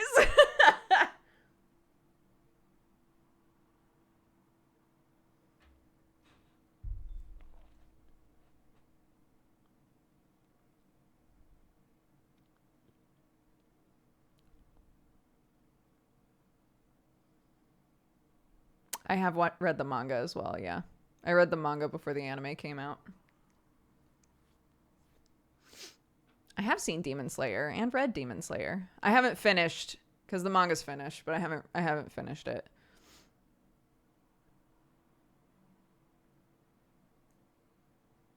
Demon Slayer is another one that's like, the anime especially, incredibly executed. I loved the anime, but goddamn, there are characters I hate in there.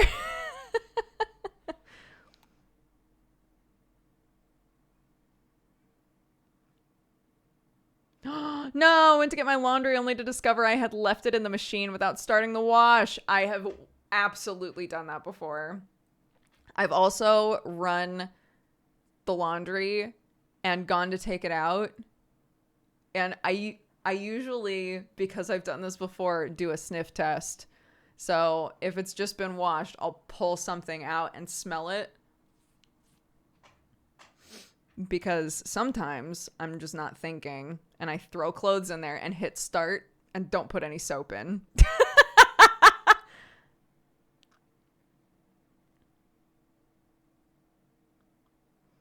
And then I'm like, well, shit.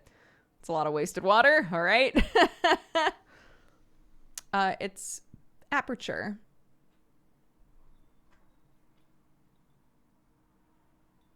This is one of my favorite mugs.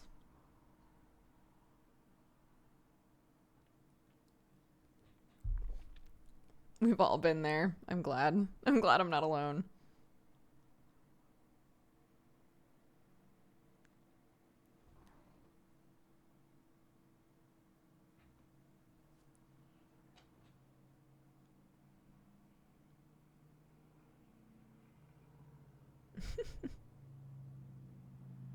I remember putting a cup of noodles into the microwave without the water. That was bad. Oh my god. I don't think I've ever done that. I never watched Darling in the Franxx. Saw a lot of fan art of it though. It didn't seem like my vibe, so I just never watched it.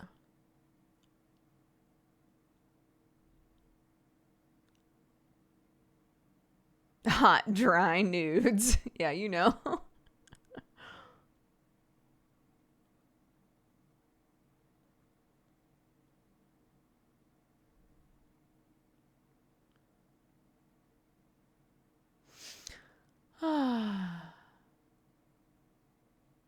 Oh, nice. Did you enjoy One Punch Man?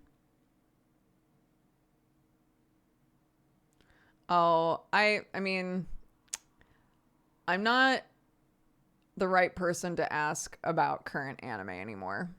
Ever since I had a kid, I don't keep up with anime very well. We're currently watching Slime, the time I got reincarnated as a slime, and My Hero, and that's pretty much it. I haven't been trying like any new stuff consistently. So I'm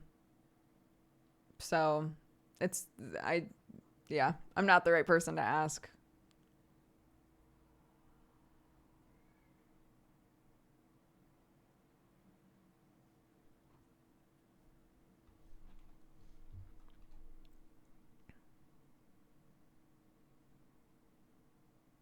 Yeah, there's new slime airing currently. Yeah, Odd Taxi is apparently great. Gmart told me to watch Odd Taxi and I still haven't done it.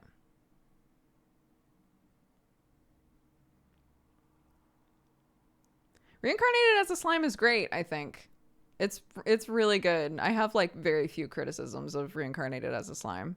I think it's a really good balance of like action and also like city builder, basically. Yes, Mob Psycho is so good. I miss Mob Psycho. I had so much fun watching that. I should rewatch it. Is the dub for Mob Psycho good? I really need something to watch while I'm doing puzzles.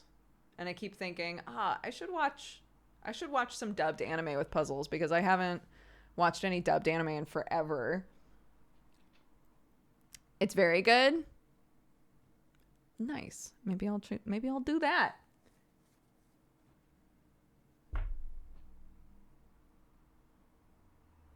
I recently rewatched it. Great. I'll try it.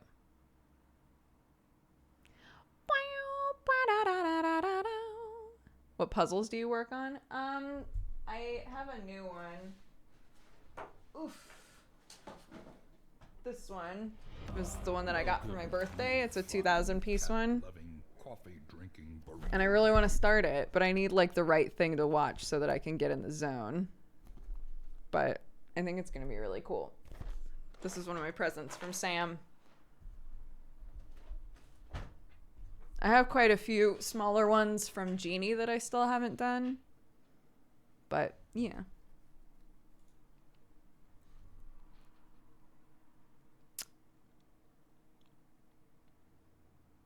Is there a good place to get anime puzzles in the UK?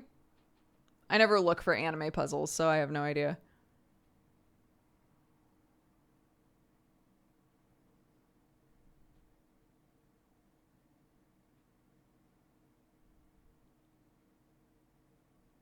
Yeah, if you know somebody who loves jigsaw puzzles and doesn't have something like this, look up puzzle mats. Having a puzzle mat totally changed the game for me. Like just having something that I can like close up and put, you know, under the bed or whatever until the next time that I want to work on it is great. Do you mean legit tactile jigsaw puzzles? I assume you were looking away when I lifted it up, but yes. Unless you're talking about the person who said, where can you get anime puzzles? I don't think that they would specify in the UK unless they meant real, like, physical puzzles.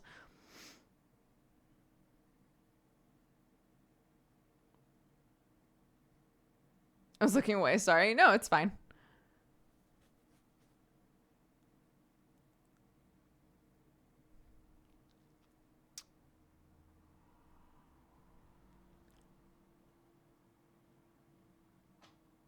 But yeah, puzzle mats are really nice.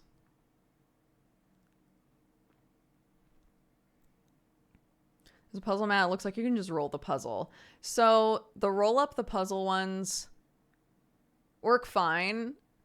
I prefer the flat ones. So I have a bit. I'm actually not sure where I'm going to do this one because the puzzle mat that I have is only technically is supposed to only work for up to 1,500 pieces, but it's like a big thing, but it lays totally flat, so it like fits under stuff really easily. If you have like a sofa or whatever, I used to just keep it under the sofa.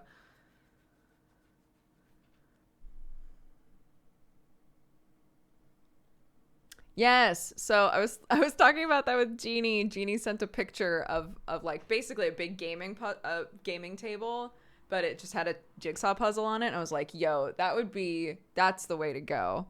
Is you get a gaming table where typically it's just like a normal like games table, but has a part that you lift up and underneath it is whatever jigsaw puzzle you're working on. And then you can put like another top back on to like play D&D or board games or whatever. That's the shit. That's what I need.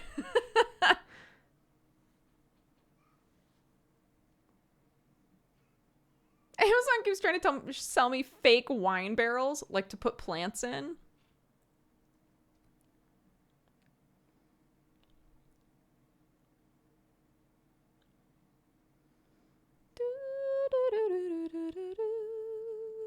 That song in Boyfriend Dungeon is such an earworm.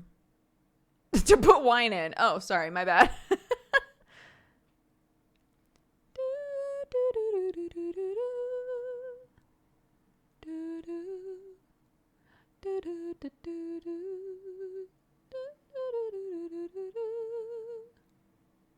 Kayets, welcome to the Cat Gang. Thank you very much.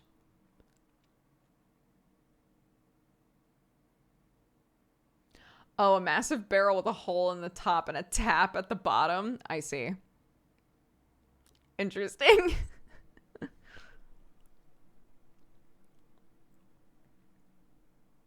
Check out the Jasper table. What's Boyfriend Dungeon? It's a game. Jasper table?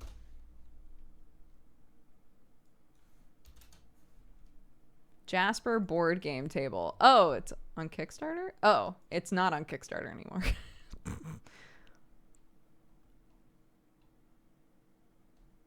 Can I see pictures, please? No? Are you sure? I would like it if I could. Oh, I have to look at I see. Here we go. Yeah, this is the shit. Yep, this is the shit right here. This is what I want.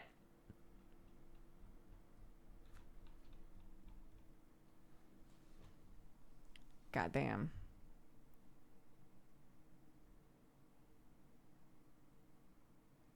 Wait, so, okay, hold on. If I wanted... So just the table with the top to make it look like a normal ass table that you can take off is $1,000 so far. And then there's a bunch of other shit that you can... Why a Jasper chair? Why do you need a chair? What's special about the chair?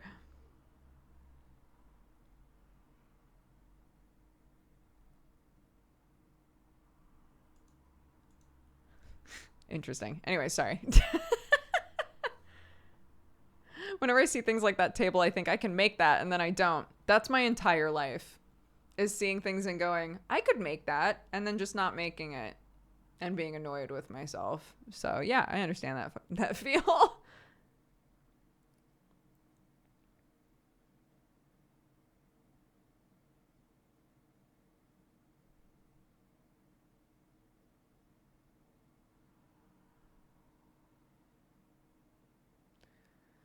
Any advice for an up-and-coming parent that you wish you had when you had Clark? Oh, gosh. Congrats, first of all. Advice for an up-and-coming parent.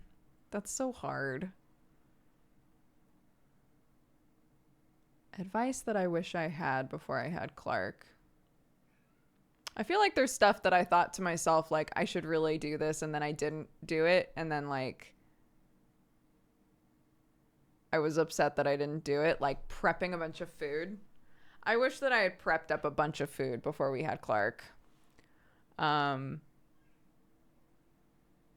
like just as overall sort of stuff, this is like the same shit that a lot of people are going to tell you, so I'm sorry. But every stage that feels awful is going to pass. The whole beginning of having a kid is just being tired all the time. And then somebody's going to be like, don't worry, by month 4, it really starts to get easier. And you're going to put your head in your hands and be like, I can't do this for 4 months. And then suddenly it's been 4 months. And you're like, what happened? What happened to those 4 months? They're done already? Oh, but the baby's sleeping more. That's nice. It all just goes by really, really fast. Something that I wish that I had done is written more down, because I had so many moments with her where I was like, I will never forget this. I will never, ever forget this. And I've forgotten it. I see pictures of her as like a newborn and for a split second think, whose kid is that? Like you literally, so much happens so quickly that you cannot remember everything. So anything that like touches your heart, anything that you think, oh, that was funny, write it down. Write it down because you'll forget it. And just enjoy the ride because it does go by so fast. Also, the stress and lack of sleep vastly affects your ability to remember. Absolutely. So yeah, just write stuff down.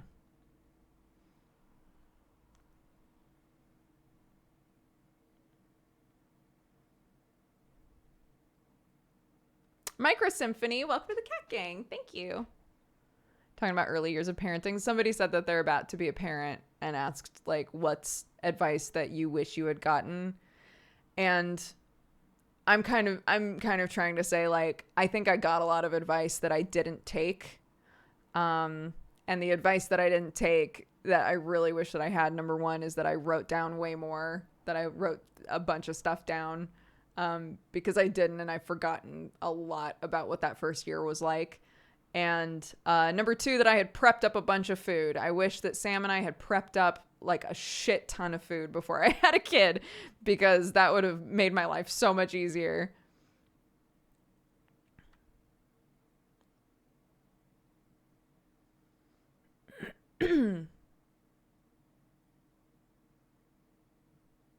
Yeah, I think about that too.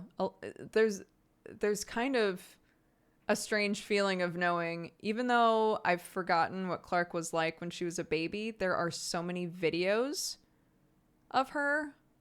There are so many videos of her as a baby. So I can just go back and watch those, which is pretty wild. Did you know the exact date? Like, did I know when I was going to have Clark? She came early because I had what's called preeclampsia, where the, oh my God, I'm actually forgetting how to describe it. The placenta had died, and so Clark was basically killing me, if we're being like totally plain about it. So they were like, it literally gets fixed if we induce and get the baby out of you. So we went in for a routine checkup, and they were like, this baby needs to come out. You ready to be a parent? And I was like, yep. Except no, not at all. So Clark had some like a weird thing going on with her lungs that fixed itself, and everybody that worked there was like, that's crazy that it just fixed itself. But almost immediately after that is when my blood pressure was spiking. And they checked me for like whatever proteins it is that would show up if you had preeclampsia. I can't remember exactly how it was done, but they checked me for it and they were like, we think that maybe like whatever needed to happen in order for her lung situation to get fixed, just put like a big tax on your system, and the placenta just wound up like having nothing left to give, basically. And so now you're in like a bad state, but it's fine because she's, you know, she's like barely considered preemie if she is at all. So.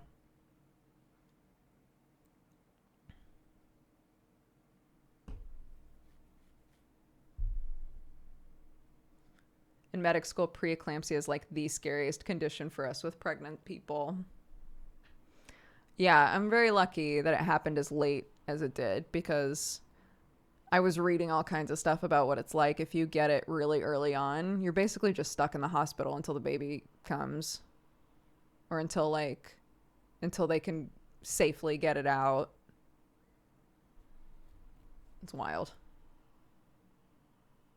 Totally. I thought about that too when like when the lung stuff was going on, and they were like, okay, assuming that this is still an issue when you're giving birth, this is exactly what we're going to do to fix it, and it should be totally fine. And I was like, it's going to be totally fine? Like, you putting a big needle into my stomach to basically expand her lung that's fine? It's going to be fine? Right? Like, but it's, you know, there's so many things that can happen with pregnancy that they are prepared for, which is wild.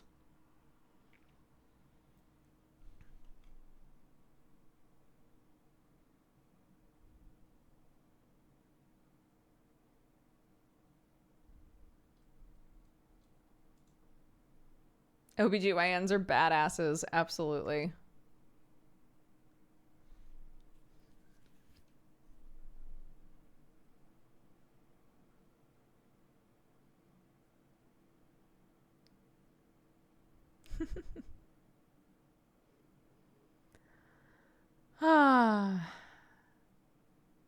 Yep. My friend is studying to be an OBGYN, and I'm so excited for her. Bless her.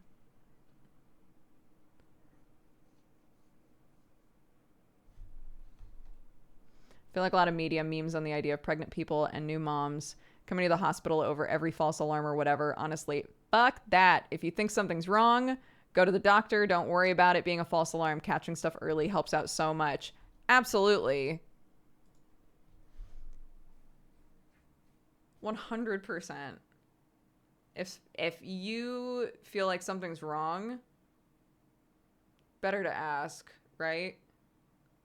There were so many things that they wanted to check with Clark after we had her, and I had a conversation with Sam like, but she seems fine. Like, do we need all of these checks to happen? And Sam was like, well, if we don't get these checks done and something is wrong, we'll never forgive ourselves, right? Like, it's better to check, even if you're trying to convince yourself that it's probably fine. And I was like, you're right. So fortunately, everything was fine, but like, there was a possibility that it wasn't, and it was worth it to make sure that everything got checked out, you know?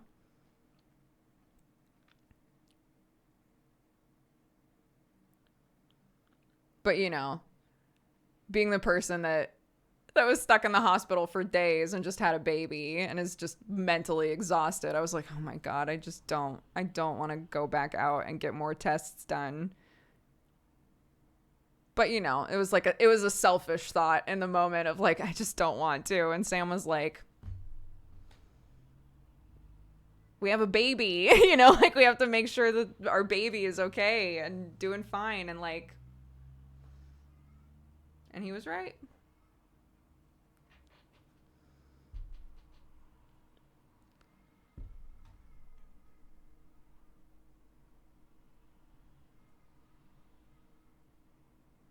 Sam won't go to the doctor himself, but will make sure you check your child. I mean, I think that that's normal to ensure that your offspring has good care, even if you tend to like put off your own care. But Sam's gotten a lot better about it. He's been getting himself checked out more often.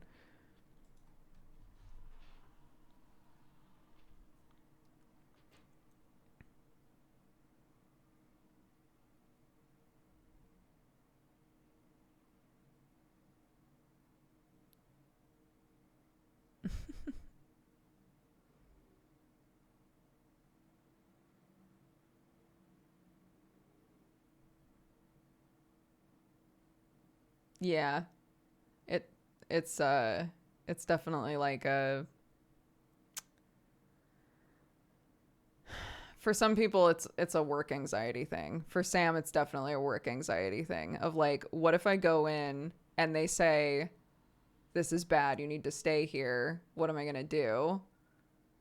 And then in those situations I have to be the person who's like, then thank God you went in and got checked if it's serious enough that you have to stay there. Like, there is an obvious priority here, right? But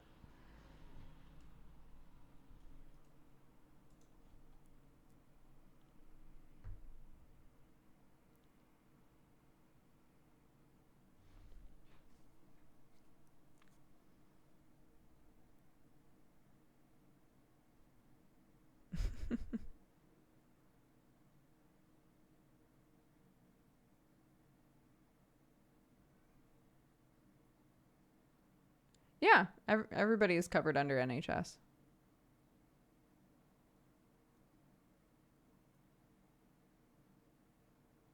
Yeah, he had C. diff. And once they found out, they were like, fuck, because the floor he was on had a bunch of old people. And it's like actually a deadly situation for old people, and it can be transferred. So, yeah. When he was stuck in the hospital for a while, that's what he had. The Muddles has been delivered. Fuck yeah. That's what I'm talking about.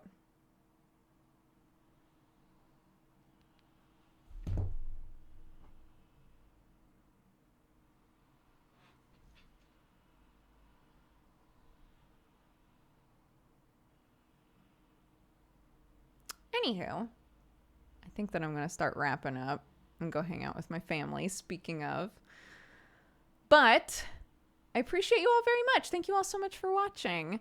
Tonight is Misdemeanor. If you want to watch a found family pirate game, although again, I will stress there is a lot going on and you might be a little lost. But it's very fun. That happens at 9 p.m. BST tomorrow. No stream, but I'm on another D&D show on Joe Fudge's channel called Godforged. It's like a high fantasy sort of thing. Both shows are great. Both shows are DM'd by lovely dear friends of mine who are very talented. So my next normal stream will be on Monday. So there you go.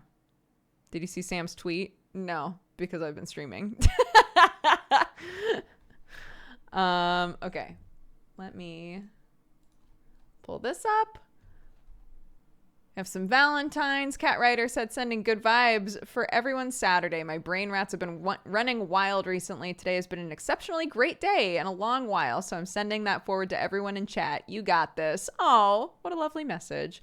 Ozfrog said, for anyone who hasn't played Psychonauts yet, the game is currently 90% off on Steam. It's only $1.50 for me. You won't get any better value for the game at that price. Yo, nice. And Umisato says, it's the first time I've caught a Saturday morning DOOGER live, and it's fun. Thank you guys. I'm so glad you're here.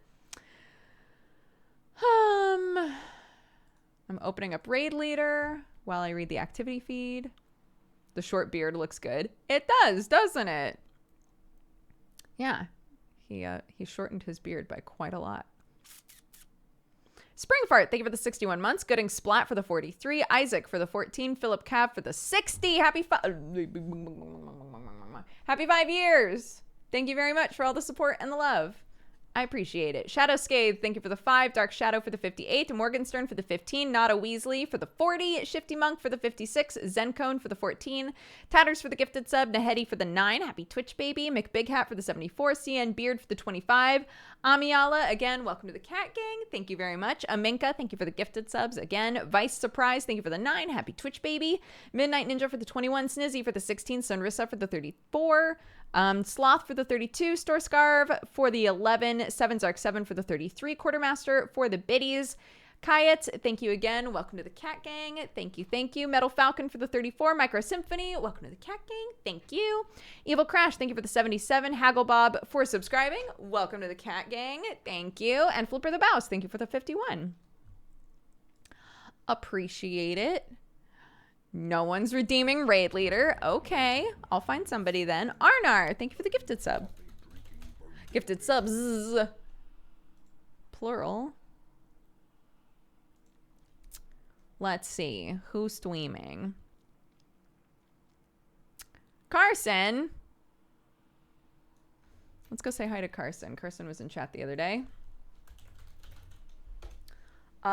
Yeah, again, if you were gifted a sub by anybody, by Arnar or anyone else, thank you again for the gifted subs, guys. Be sure to say thank you if you were gifted one. I appreciate you all very much. Thank you for watching, and I'll either see you on D&D or I'll see you on Monday. Okay? Bye-bye. Spread love, spread joy to Carson. He's lovely and very talented. Enjoy.